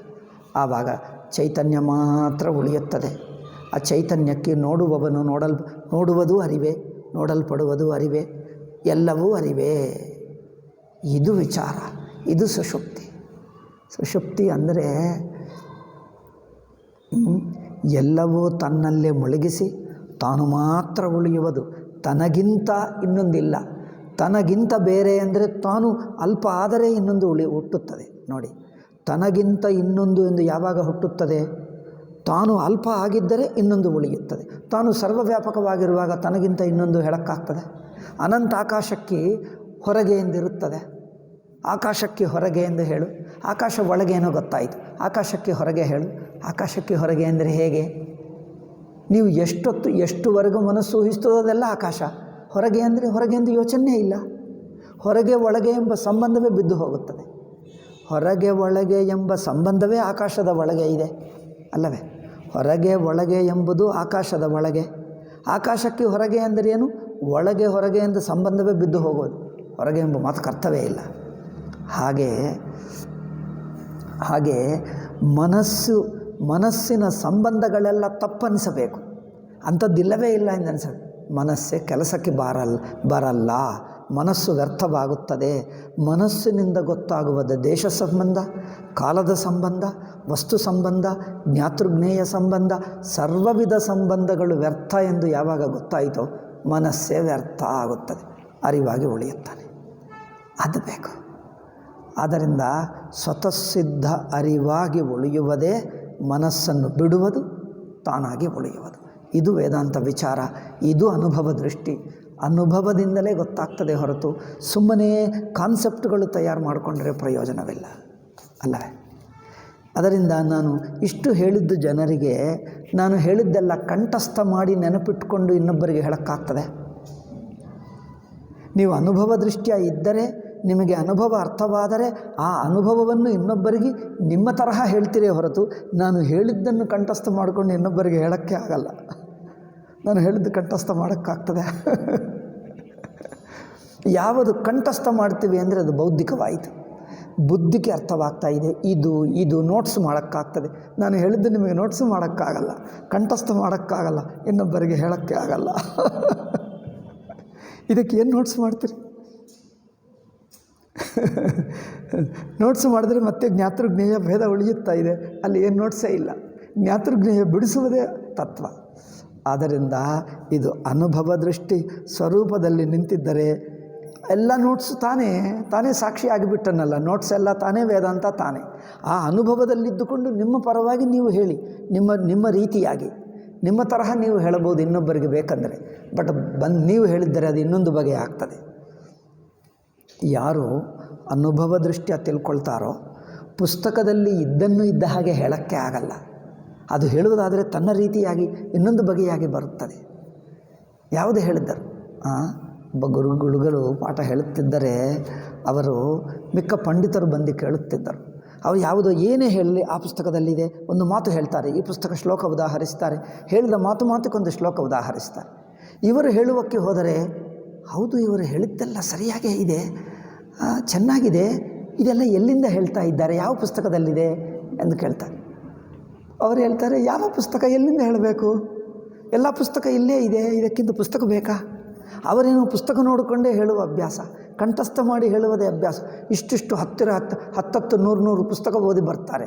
ಈ ವಿಷಯ ಅಲ್ಲಿದೆ, ಈ ವಿಷಯ ಅಲ್ಲಿದೆ, ಇದು ಆ ಪುಸ್ತಕದ ಪ್ರತಿಯೊಂದು ಮಾತು ಹೇಳ್ತಾರೆ. ಈ ಪುಸ್ತಕದಲ್ಲಿದೆ, ಈ ಶ್ಲೋಕ ಇಲ್ಲಿದೆ, ಅಲ್ಲಿದೆ, ಇದಕ್ಕೆ ಅಲ್ಲಿದೆ. ಒಂದು ಮಾತು ಹೇಳ್ತಾರೆ, ಇಲ್ಲಿದೆ, ಈ ಮಾತು ಹೇಳ್ತಾರೆ, ಇಲ್ಲಿದೆ. ನಮಗೆ ಬೋರ್ ಆಗುತ್ತದೆ. ಇದು ನಮಗೆ ಹೇಳೋಕ್ಕೆ ಆಗಲ್ಲ. ನಾನು ವೇದಾಂತ ಕಂಠಸ್ಥ ಮಾಡಲೇ ಇಲ್ಲ. ಅದು ಕಂಠಸ್ಥ ಮಾಡಿ ಹೇಳುವುದಲ್ಲವೇ ಅಲ್ಲ. ಹಾಗೆ ಹೇಳೋಕ್ಕೆ ನಾನು ಹಾಗೆ ಕೇಳಲಿಲ್ಲ, ಹಾಗೆ ಹೇಳಲಿಲ್ಲ, ಹಾಗೆ ಹೇಳುವುದೂ ಆಗಲ್ಲ, ಹಾಗೆ ಕಂಠಸ್ಥ ಮಾಡೋಕ್ಕೆ ಆಗಲ್ಲ. ಏಕೆಂದರೆ ನಮ್ಮ ದೃಷ್ಟಿ ಕಂಠಸ್ಥ ಎಂಬ ದೃಷ್ಟಿಯೇ ಇರಲಿಲ್ಲ. ಅವು ಹೇಳಿದ್ದು ನಾನು ಬ್ರಹ್ಮ ಹೇಳಿದ್ದರೆ ಅದು ಹೇಗೆ, ಅದು ನನಗೆ ಅರ್ಥವಾಗಬೇಕು. ಆ ದೃಷ್ಟಿಯ ನೋಡ್ತಾ ಇದ್ದರೆ ನಮಗೆ ಹೊಂದುತ್ತಾ ಇಲ್ಲ, ಅನುಭವಕ್ಕೆ ಬರ್ತಾ ಇಲ್ಲ. ಅವರು ಹೇಳಿದ್ದು ಏನೇನೋ, ಕೆಲವು ಅವರು ಪಾಠ ಹೇಳಿದ ನಂತರ ನಾನು ಬಿಟ್ಟೇ ಬಿಡುತ್ತಿದ್ದೆ. ನನಗಲ್ಲ, ಮಿಕ್ಕ ಜನರೆಲ್ಲ ಚೆನ್ನಾಗಿ ಅದೇ ಚೆನ್ನಾಗಿ ನೆನಪಿಟ್ಕೊಂಡು ಮತ್ತೆ ಪ್ರವಚನ ಮಾಡುತ್ತಿದ್ದರು. ನನಗೆ ಹೇಳು ಅಂದರೆ ನನಗೆ ಹೇಳೋಕ್ಕೆ ಬರ್ತಾ ಇಲ್ಲ. ಒಂದು ಕಡೆ ಬೃಂದಾವನಕ್ಕೆ ಹೋದೆ. ಅಖಂಡಾನಂದ ಸ್ವಾಮೀಜಿ ಹೇಳ್ತೀನಿ ನೋಡಿ, ಅವರನ್ನು ನೋಡಲಿಕ್ಕೆ ಹೇಳಿದ್ದೆ. ನಾವು ಅಲ್ಲಿ ಸ್ವಲ್ಪ ವೇದಾಂತ, ಆವರೆಗೂ ನಾನು 6 ವರ್ಷ ವೇದಾಂತ ಕೇಳಿದ್ದೆ ಮೊದಲೇ. 6 ವರ್ಷ ಅಂದರೆ ನಮಗೆ ಡೈಲಿ 4 ಪ್ರವಚನ, ಅಷ್ಟು 6 ವರ್ಷ ಡೈಲಿ 4 ಪ್ರವಚನಗಳು, ಮಿಕ್ಕ ದಿವಸ ಎಲ್ಲ ಚರ್ಚನೆ. ಆ ತರಹ 6 ವರ್ಷ ಆದ ನಂತರ 6 ಅಲ್ಲ ಹೆಚ್ಚೆ 3 6 ಅಲ್ಲ 6 8 ವರ್ಷ ಆದ ನಂತರ ಅವರ ಹತ್ತಿರ ದರ್ಶನಕ್ಕೆ ಹೋದರೆ ಅವರು ಹೇಳಿದ್ದಾರು, ಎತ್ತೋ ವೇದಾಂತ ಪಂಡಿತ ಹೇ ತೋ ಜರ ಪ್ರವಚನ ಕರೋ ಎಂದು ನನಗೆ ಮೈಕ್ ಕೊಟ್ಟರು. ನನ್ನ ಜೊತೆಗೆ ಬಂದಿರುವ ಇನ್ನೊಬ್ಬ ಬ್ರಹ್ಮಚಾರಿ ಇದ್ದ, ಅವರು ಹೇಳಿದ, ಮೈಕ್ ಇಟ್ಕೊಂಡ, ಹಾಗೆ ಹೀಗೆ ಚೆನ್ನಾಗಿ ಹೇಳಿದ. ಅಲ್ಲಿ ದೊಡ್ಡ ಸನ್ಯಾಸಿಗಳಿದ್ದರು, ಅಯ್ಯೋ 100 ಸನ್ಯಾಸಿಗಳಿದ್ದರು, ಅಲ್ಲ ದೊಡ್ಡ ಪಂಡಿತರು. ಅಯ್ಯೋ ಚೆನ್ನಾಗಿದೆ ಎಂದು ಹೇಳಿದ್ದರು. ನನ್ನನ್ನು ಹೇಳಿದರು. ಈಗ ಟೈಮ್ ಆಗಿಬಿಟ್ಟಿತು. ಮತ್ತೆ ಅವರು ಹೇಳಿದ್ದರು, ಈಗ ನೀವು ಹೇಳಲಿಲ್ಲ, ಒಬ್ಬರೇ ಹೇಳಿದ್ದಾರೆ, ಓಕೆ ಇವತ್ತು ಮುಂದಿನ ದಿವಸ ನಾಳೆ ಆದರೂ ನೀವು ಹೇಳು ಎಂದು ಹೇಳಿದರು. ನಾನು ಹೇಳಿದ್ದೀನಿ, ಸ್ವಾಮೀಜಿ ನನಗೆ ಹೇಳೋಕ್ಕಾಗಲ್ಲ, ನಾನು ಹೇಳಿದ್ದೀನಿ, ನಾನು ಪಂಡಿತನಲ್ಲ, ನಾನು ಹೇಳೋಕ್ಕಾಗಲ್ಲ, ನಾನು ಹೇಳುವುದಕ್ಕೆ ಬಂದಿಲ್ಲ, ನಿಮ್ಮ ಮುಖದಿಂದ ನಾನು ಕೇಳುವುದಕ್ಕೆ ಬಂದೆ, ನನಗೆ ಹೇಳೋಕ್ಕಾಗಲ್ಲ ಎಂದು ಹೇಳಿದ್ದೇನೆ. ನನ್ನ ಜ್ಞಾನವು ಸ್ಪಷ್ಟವಾಗಿಲ್ಲ, ನಾನು ಏನು ಹೇಳೋಕ್ಕಾಗಲ್ಲ, ನಾನು ಇನ್ನೂ ಕಲಿಯುವುದಕ್ಕೆ ಬಂದೆ ಎಂದು ಹೇಳಿದ್ದೆ. ಅವರು ಆಶ್ಚರ್ಯಪಟ್ಕೊಂಡ್ರು. ಬಹುತ್ ಕುಚ್ ಪಡೆ ಹೋನಾ ವೇದಾಂತ, ಜೋ ಪಡೆ ಹೋ ಉಸ್ಮೇ ಸೆ ಬೋಲೋ. ನೀವೆಲ್ಲ ಕೇಳಿದ್ದಿರಲ್ಲ ಇಷ್ಟಿಷ್ಟು, ಅದರಲ್ಲೇ ಹೇಳಿ. ಓದಿದ್ದೇ ಅದು ಯಾವುದು ನಮಗೇನು ಅರ್ಥವೇ ಆಗಲ್ಲ. ಅದೆಲ್ಲ ಸುಮ್ಮನೆ ಕಂಠಸ್ಥ ಮಾಡಿದ್ದು ನನಗೆ ಬೋರ್ ಆಗುತ್ತದೆ. ಕಂಠಸ್ಥ ಮಾಡಿದ್ದು ಹೇಳುವುದಂದರೆ ಆ ಪುಸ್ತಕದಲ್ಲಿ ಹೀಗಿದೆ, ಈ ಪುಸ್ತಕದಲ್ಲಿ ನನಗೆ ಮಹಾಬೋರ್. ನಾನು ಹೇಳುವಾಗ ಕೊಟೇಶನ್ ನೋಡಿದ್ದೀರಾ? ಕೆಲವರು ಪ್ರವಚನ ಮಾಡಿದ್ದರೆ ಅರ್ಧ ಶ್ಲೋಕಗಳೇ ಇರುತ್ತವೆ. ಅಲ್ಲಿಂದೊಂದು ವಾಕ್ಯ, ಇಲ್ಲಿಂದೊಂದು ವಾಕ್ಯ, ಇಲ್ಲಿಂದೊಂದು ವಾಕ್ಯಗಳೇ ಹೇಳ್ತಾರೆ. ನಾನು ಕೊಟೇಶನೇ ಹೇಳಲ್ಲ, ಒಂದು ಕೊಟೇಶನೂ ಹೇಳಲ್ಲ. ಏಕೆಂದರೆ ನನಗೆ ಕೊಟೇಶನ್ ಬರೋದೇ ಇಲ್ಲ. ಎಲ್ಲೋ ಒಂದು ಕಡೆ ಹೇಳ್ತೀನಿ, ಅಪರೂಪವಾಗಿ 1-2 ಬರ್ತದೆ, ಹೆಚ್ಚು ಹೇಳುವುದೇ ಅಲ್ಲ. ಆದ್ದರಿಂದ ವಿಚಾರ ಮಾಡಿದರೆ ಮನಸ್ಸನ್ನು ಬಿಡಿಸುವುದೇ ವಿಚಾರ, ಅದಾಗಬೇಕು. ತ್ವಂಪದಾರ್ಥ ವಿವೇಕ ಅಂದರೆ ಅದೇ ಆಯಿತು. ಅದರಲ್ಲಿ ಸುಷುಪ್ತಿ ಅನುಭವ ಕುರಿತು ದ್ವೈತರಹಿತ. ಏಕೆಂದರೆ ಸುಷುಪ್ತಿ ಅಂದರೆ ತಾನು, ತನ್ನಲ್ಲಿ ತನಗೆ ವಿಂಗಡ ಮಾಡೋಕ್ಕಾಗ್ತದೆ. ನೋಡುವ ತಾನು, ನೋಡಲ್ಪಡುವ ತಾನು ಇರ್ತದೆ. ನನ್ನನ್ನು ನಾನು ತಿಳ್ಕೊಳ್ತೀನಿ ಅಂದರೆ ತಿಳ್ಕೊಳ್ಳುವ ನಾನು, ತಿಳಿಯಲ್ಪಡುವ ನಾನು, 2 ನಾನುಗಳಿವೆಯಾ? ತಾನೇ ತಾನು, ಮತ್ತು ಅಲ್ಲಿ ಇನ್ನೊಬ್ಬರಿಲ್ಲ, 2 ಇಲ್ಲ, ಸುಮ್ಮನೆ ಉಳಿಯುವುದಷ್ಟೇ. ಇರುವಿಕೆ ಮಾತ್ರ ಇದೆ. ಎರವು ಅಷ್ಟೇ, ಇನ್ನೊಂದೇನಿಲ್ಲ. ಇರವು ಅರಿವು ಏನು ಹೇಳಿದರೂ ಒಂದೇ, ಅಷ್ಟೇ ಅರಿವೆ. ಯಾರನ್ನು ಅರಿತುಕೊಳ್ತಾ ಇದ್ದಾರೆ ಆ ವ್ಯತ್ಯಾಸ ಇಲ್ಲ, ಆ ವಿಂಗಡ ಇಲ್ಲ, ಸುಮ್ಮನೆ ಅರಿವು. ಹಾಗೆ ಯಾರನ್ನು ಅರಿಯುತ್ತಾ ಇದ್ದಾರೆ ಆ ವಿಂಗಡ ಇಲ್ಲ, ಅಷ್ಟು ಮಾತ್ರ ಇರುವುದು ಸುಷುಪ್ತಿ, ಅದು ಅರಿವು ಅಲ್ಲ. ಅದಾದ ನಂತರ ಮುಂದಿಂದು ಹೇಳೋಣ. 85 ಅಂದರೆ 85, 85 ಅಂದರೆ 85ನೇ ಅಂಶ ಇಲ್ಲಿ ಹೇಳ್ತಾ ಇದ್ದೀನಿ ನೋಡಿ. ಅವಸ್ಥೆಗಳನ್ನು 2 ಬಗೆ ನೋಡಬಹುದು. 2 ಅಂದರೆ ಏನು? ಪ್ರತಿ ಅವಸ್ಥೆಯನ್ನು ತನ್ನ ದೃಷ್ಟಿಯ ನೋಡುವುದು, ಇನ್ನೊಂದು ಅವಸ್ಥೆ ದೃಷ್ಟಿಯ ನೋಡುವುದು, 2 ಬಗೆ. ಯಾವುದನ್ನಾದರೂ ಆಸೆ ನೋಡಿ, ನಾವು ಇನ್ನೊಬ್ಬ ವ್ಯಕ್ತಿಯನ್ನು ನಮ್ಮ ದೃಷ್ಟಿಯಿಂದ ನೋಡ್ತೀವಿ, ಅಥವಾ ಅವರು ಹೇಗೆ ತಿಳ್ಕೊಳ್ತಾ ಇದ್ದಾರೆ ಅವರ ದೃಷ್ಟಿಯಿಂದ ನೋಡಿ, 2 ಆಗುತ್ತವೆ. ಸಾಮಾನ್ಯವಾಗಿ ಇನ್ನೊಬ್ಬರ ದೃಷ್ಟಿಯೇ ಇಲ್ಲ, ಇನ್ನೊಬ್ಬರದು ನಾವೇ ನೋಡ್ತೀವಿ. ನಾವು ಲೌಕಿಕರು ಇನ್ನೊಬ್ಬರ ದೃಷ್ಟಿ ಎಂದರೇನು? ಒಬ್ಬರು ಮಾತಾಡಿದ್ದರೆ ಅವರು ಯಾರು ಎಂದು ಕೇಳಿಬಿಟ್ರೆ ಇವರು ಹೇಳ್ತಾರೆ, ಅವರ ಹೆಸರೇನು ಅಂದರೆ ಇವರು ಹೇಳ್ತಾರೆ. ಅವ್ರು ಎಲ್ಲಿರುತ್ತಾರೆ ಅಂದರೆ ಮತ್ತೆ ಇವರೇ ಹೇಳ್ತಾರೆ. ಅವ್ರು ಏನು ಉದ್ಯೋಗ ಮಾಡ್ತಾರೆ ಅಂದರೆ ಇವರೇ ಹೇಳ್ತಾರೆ. ಅಬ್ಬಾ, ಅವರನ್ನು ಹೇಳುವಕ್ಕೆ ಬಿಡು, ನೀವೇಕೆ ಮಧ್ಯದಲ್ಲಿ ಹೇಳುವುದು? ಅವರು ಏನು ಪ್ರತಿಯೊಬ್ಬರೂ ಕೆಲವೊಮ್ಮೆ ಇವರನ್ನು ನಿಲ್ಲಿಸಿಬಿಟ್ಟು ಅವರನ್ನು ಹೇಳಿದಾಗ ಇವರು ಹೇಳದೇ ಇರುವುದು ಹೊಸದು ಗೊತ್ತಾಗ್ತದೆ. ಏಕೆಂದರೆ ಅವರ ಕುರಿತು ಅವರಿಗೆ ಹೆಚ್ಚು ಗೊತ್ತು, ಇವರಿಗೇನು ಗೊತ್ತಾಗ್ತದೆ. ಇವರು ಹೇಳೋದು ಶುರು ಮಾಡ್ತಾರೆ. ಕೆಲವರು ಏನು, ನಾನೂ ಒಂದು ಸಲ ಅಷ್ಟೇ, ಅವ್ರ ಕುರಿತು ನನಗೇನೋ ಗೊತ್ತಿತ್ತು. ಅವರು ಏನು ಒಂದು ಕಡೆ ಅಡುಗೆ ಮಾಡುತ್ತಿದ್ದರು, ಅವರೊಬ್ಬರು ಯಾರೋ ಮನೆಯಲ್ಲಿ, ಮತ್ತೆ ಇನ್ನೊಂದು ಕಡೆ ಅಡುಗೆ ಮಾಡುವುದಕ್ಕೆ ಬಂದರು. ಅವ್ರು ಮಾಡ್ತಾಗ ನೀವು ಯಾರು ಅಂದರೆ, ನಾನು ಅಲ್ಲಿ ನೋಡಿದ್ದೀನಿ, ಅವರಲ್ಲಿ ಅಡುಗೆ ಮಾಡುತ್ತಿದ್ದರು ಏನು. ಆವಾಗ ಅವರು ಯಾರು ಎಂದು ಹೇಳಿದ್ದರೆ ನಾನೇ ಹೇಳಿಬಿಟ್ಟೆ, ನನಗೆ ಗೊತ್ತಿದ್ದಷ್ಟು. ಅವರು ಹೇಳ್ತಾರೆ, ಅವರು ನನ್ನ ಮುಖ ನೋಡಿ ಹೇಳ್ತಾರೆ, ನಾನು ಪೋಸ್ಟ್ ಆಫೀಸ್ನಲ್ಲಿ ಕೆಲಸ ಮಾಡುತ್ತಿದ್ದೆ, ಪೋಸ್ಟ್ ಆಫೀಸ್ನಲ್ಲೇ ಒಂದು ದೊಡ್ಡ ಕೆಲಸ ಮಾಡುತ್ತಿದ್ದೆ ಎಂದು ಹೇಳಿ. ಅದು ನನಗೆ ಗೊತ್ತೇ ಇಲ್ಲ. ಅದರಿಂದ ಅವರ ಕುರಿತು ಅವರು ಹೇಳಿಕೊಳ್ಳಲಿ, ನಾನು ಯಾರು ಹೇಳುವುದು? ಆವಾಗ ಅನಿಸಿತು, ನಾನು ಹೇಳಬಾರ್ದಿತ್ತು, ಅವರೇ ಹೇಳಬೇಕಿತ್ತು. ಅವ್ರ ಕುರಿತು ಅವರೇ ಹೇಳಲಿ, ಅವರು ಏನೇನು ನಮಗೇನು ಗೊತ್ತು. ಪೋಸ್ಟ್ ಆಫೀಸ್ನಲ್ಲಿ ಕೆಲಸ ಮಾಡುತ್ತಿದ್ದ, ಯಾವುದೇ ಒಂದು ಕಾರಣದಿಂದ ಬಿಟ್ಟ, ಏನಿಲ್ಲ ಎಂದು ಅಡುಗೆ ಮಾಡೋದು ಶುರು ಮಾಡಿ. ಹಾಗೆ ಅಂದರೆ ಓಕೆ, ಅದು ಬಿಡಿ. ಅಂದರೆ ನನ್ನ ಉದ್ದೇಶ ಏನೆಂದರೆ, ಅವರ ಕುರಿತು ಏನು ಎನ್ನುವುದು ನಾವು ನೋಡಿದ್ದು ನಮಗೆ ಗೊತ್ತಿದ್ದೇ ಹೇಳ್ತೀವಿ. ನಿಮಗೆ ಎಷ್ಟೇ ಗೊತ್ತಿರಲಿ, ನೀವು ಎಷ್ಟು ಸಲನೆ ನೋಡಲಿ, ಅವರನ್ನೇ ಕೇಳು. ಅವರನ್ನು ಕೇಳಿದರೆ ನಿಮಗೆ ಗೊತ್ತಿಲ್ಲದೆ ಹೊಸದಾಗಿ ನಿಮಗೆ ಆಶ್ಚರ್ಯವಾಗುವಂಥ ಹೊಸದು ಗೊತ್ತಾಗ್ತದೆ. ಅಯ್ಯೋ, ಇಷ್ಟೆಲ್ಲನಾ, ನೀವು ಇದೆಲ್ಲ ಮಾಡ್ತೀರಾ? ಅಯ್ಯೋ, ನಿಮ್ಗೆ ಗೊತ್ತೇ ಇಲ್ಲ. 10 ವರ್ಷದಿಂದ ಇವರು ನೋಡಿ ಇದೇ ಅಂದ್ಕೊಂಡ. ನೀವು ಅಂದ್ಕೊಂಡಿದ್ದು ಪಕ್ಕ ಕಡೆ ಅವರನ್ನೇ ಕೇಳು ನೇರಾಗಿ. ಹಾಗೆ ಜಾಗ್ರದ ಅವಸ್ಥೆಯನ್ನು ನಿನಗೆ ಗೊತ್ತಿದ್ದು ಹೇಳ್ತೀವಿ ಅಲ್ಲ, ಜಾಗ್ರದ ಅವಸ್ಥೆ ದೃಷ್ಟ್ಯ ನೋಡು, ಇನ್ನೊಂದು ಅವಸ್ಥೆ ದೃಷ್ಟ್ಯ ನೋಡು, ಏನು ಅನಿಸುತ್ತದೋ ತಿಳ್ಕೊ. ಇಲ್ಲಿ ನೋಡಿ, ಜಾಗ್ರದಾದಿ ಅವಸ್ಥಾನಾಂ ಪರಿಶೀಲನಂ ಪ್ರತ್ಯವಸ್ಥಂ ಸ್ವರೂಪಾಪೇಕ್ಷೆಯ ಅವಸ್ಥಾಂತರಪೇಕ್ಷೆಯ ಚೈತಿ ದ್ವೇದಾ ಭವತಿ. ಪ್ರತಿಯೊಂದು ಅವಸ್ಥೆಯನ್ನು ಸ್ವರೂಪಾಪೇಕ್ಷೆಯ ಅಂದರೆ ಯಾವ ಅವಸ್ಥೆ ಇದೆಯೋ ಆ ಅವಸ್ಥೆ ದೃಷ್ಟಿಯಿಂದ ಒಂದು, ಇನ್ನೊಂದು ಅವಸ್ಥೆ ದೃಷ್ಟಿಗೆ ಈ ಅವಸ್ಥೆ ಹೇಗೆ ಕಂಡುಬರ್ತದೆ ಅದೊಂದು.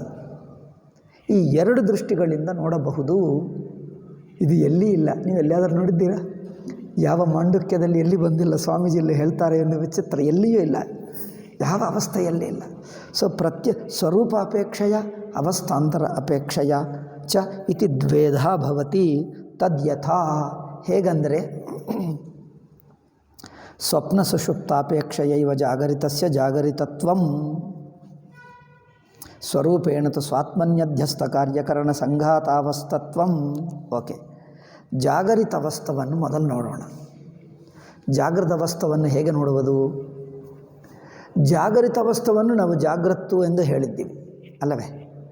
ಜಾಗರಿತ ಅವಸ್ಥೆಯನ್ನು ಜಾಗರಿತ ಅವಸ್ಥಾ ಎಂದು ಹೇಳಿದ್ದೇವೆ. ಹೇಗೆ? ಜಾಗರಿತ ಅಂದರೆ ಏನು? ಎಚ್ಚರಗೊಳ್ಳುವುದು. ಎಚ್ಚರ ಅಂದರೆ ಏನು ಅಲ್ಲವೇ? ಎಚ್ಚರ ಅಂದರೆ ಅರ್ಥವೇನು? ಇನ್ನೊಬ್ಬರು ಮಲ್ಕೊಂಡಿದ್ದರೆ ಅವರಿಂದ ಹೋಲಿಸಿ ಇವನು ಎಚ್ಚರ ಎಂದು ಹೇಳ್ತೀವಿ ಅಲ್ಲವೇ?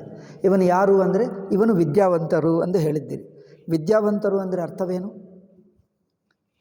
ಇನ್ನೊಬ್ಬರು ವಿದ್ಯೆ ಪಡ್ಕೊಂಡಿಲ್ಲ ಅಲ್ಲವೇ? ಇನ್ನೊಬ್ಬರು ಶಾಲೆಗೆ ಹೋಗಲಿಲ್ಲ, ಓದಲಿಲ್ಲ, ಅವರಿಂದ ಹೋಲಿಸಿ ಅವರ ಹಾಗೆ ಅಶಿಕ್ಷಿತರಲ್ಲ, ಇವರು ಶಿಕ್ಷಿತರು ಎಂದು ಹೇಳ್ತಾ ಇದ್ದೀವಿ ಅಲ್ಲವೇ? ಅಂದರೆ ಇನ್ನೊಂದು ಹೋಲಿಸಿ ಹೇಳ್ತಾ ಇದ್ದೀವಿ ಹೊರತು ಅವನನ್ನು ಅವನಾಗಿ ಹೇಳೋದು ಕಷ್ಟ. ಅದರಿಂದ ಎಚ್ಚರ ಅಂದರೆ ಏನು ಅಂದರೆ, ಈಗ ನಾನು ಮಲಗಲಿಲ್ಲ, ಎಚ್ಚರಗೊಂಡಿದ್ದೇನೆ ಅಂತ ಅರ್ಥ. ಮಲಗಲಿಲ್ಲ, ಅಂದರೆ ಎಚ್ಚರಗೊಂಡಿದ್ದೇನೆ ಅಂದರೆ ಮಲಗಲಿಲ್ಲ, ಮಲ್ಕೊಂಡು ಎಚ್ಚರಗೊಂಡಿದ್ದೇನೆ ಅಂದರೆ ಮಲಗಿರುವ ಸ್ಥಿತಿಯಿಂದ ಹೋಲಿಸಿ ಎಚ್ಚರ ಎಂದು ಹೇಳ್ತಾ ಇದ್ದೀವಿ ಅಷ್ಟೇ ಹೊರತು ಎಚ್ಚರ ತಾನು ಎಚ್ಚರನ? ತಾನು ಎಚ್ಚರ ಹೇಳ್ತೀವ? ತಾನು ಸುಮ್ಮನೆ ಇದ್ದಾನೆ. ಒಂದು ವಸ್ತುವು ಇದು ದೊಡ್ಡದ ಸಣ್ಣದ? ಇದು ದೊಡ್ಡದ? ಸಣ್ಣದು ಅಂದರೆ ಏನು ಅಂದರೆ ಇದಕ್ಕಿಂತ ದೊಡ್ಡದಿದೆ, ಅದರಿಂದ ಹೋಲಿಸಿಕೊಂಡು ಹೇಳ್ತಾ ಇದ್ದೀರಿ. ಇದನ್ನು ನೋಡಿದ್ದರೆ ನಿಮಗೆ ದೊಡ್ಡದು ಸಣ್ಣದು ಅನಿಸುತ್ತದೆ. ನೀವು ಹೋಲಿಸಿ ಹೇಳ್ತಾ ಇದ್ದೀರಿ.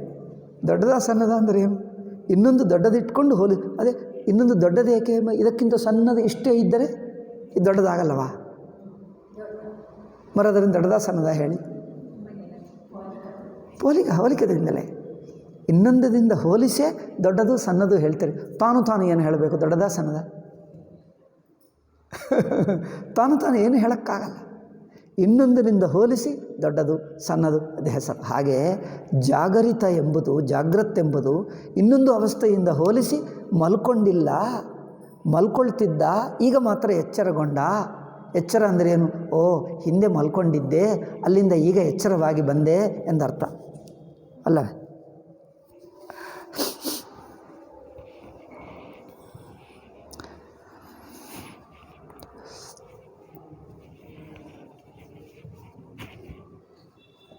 ಹಾಗೆ ಇವನು ಯಾರು ಅಂದರೇನು? ಇವನು ರೋಗಿ ಎಂದು ಹೇಳ್ತಾನೆ. ಇವನು ಯಾರು ಅಂದರೆ ಇವರು ರೋಗಿ ಅಲ್ಲ, ಇವರು ಆರೋಗ್ಯವಂತ ಎಂದು. ಆರೋಗ್ಯವಂತ ಹೇಳಬೇಕಂದ್ರೆ ಇನ್ನೊಬ್ಬರಿಂದ ಹೋಲಿಸಿ ಅವರಿಗೆ ರೋಗ ಇದೆ ಇವರಿಗಿಲ್ಲ ಎಂದು ಹೇಳಬೇಕು. ಆ ರೋಗಿಯಿಂದ ಹೋಲಿಸಬೇಡ, ಅವನನ್ನು ಹೇಳು. ಏನು ಹೇಳೋಕ್ಕಾಗ್ತದೆ? ಏನೂ ಇಲ್ಲ, ಸುಮ್ಮನೆ ಇದ್ದಾನೆ ಅಷ್ಟೇ. ಇದ್ದಾನೆ ಬಿಟ್ಟು ಏನಾದರೂ ಹೇಳೋಕ್ಕಾಗ್ತದೆ? ಹಾಗೆ ಜಾಗರಿತಂ ತದ್ಯತ ಸ್ವಪ್ನ ಸುಷುಪ್ತಾಪೇಕ್ಷೆಯೈವ ಜಾಗರಿತಸ್ಯ ಜಾಗರಿತತ್ವಂ. ಸ್ವಪ್ನದಲ್ಲಿ ಏನಿದ್ದ ಮಲ್ಕೊಂಡ, ಸುಷುಪ್ತಿಯಲ್ಲಿ ಮಲ್ಕೊಂಡ. ಯಾವುದಕ್ಕೆ? ಈ ಪ್ರಪಂಚಕ್ಕೆ. ಮಲ್ಕೊಂಡುವುದಂದರೆ ಏನು? ಒಂದು ವಸ್ತು ನೋಡದೇ ಇರುವುದನ್ನು ಮಲ್ಕೊಂಡುವುದು.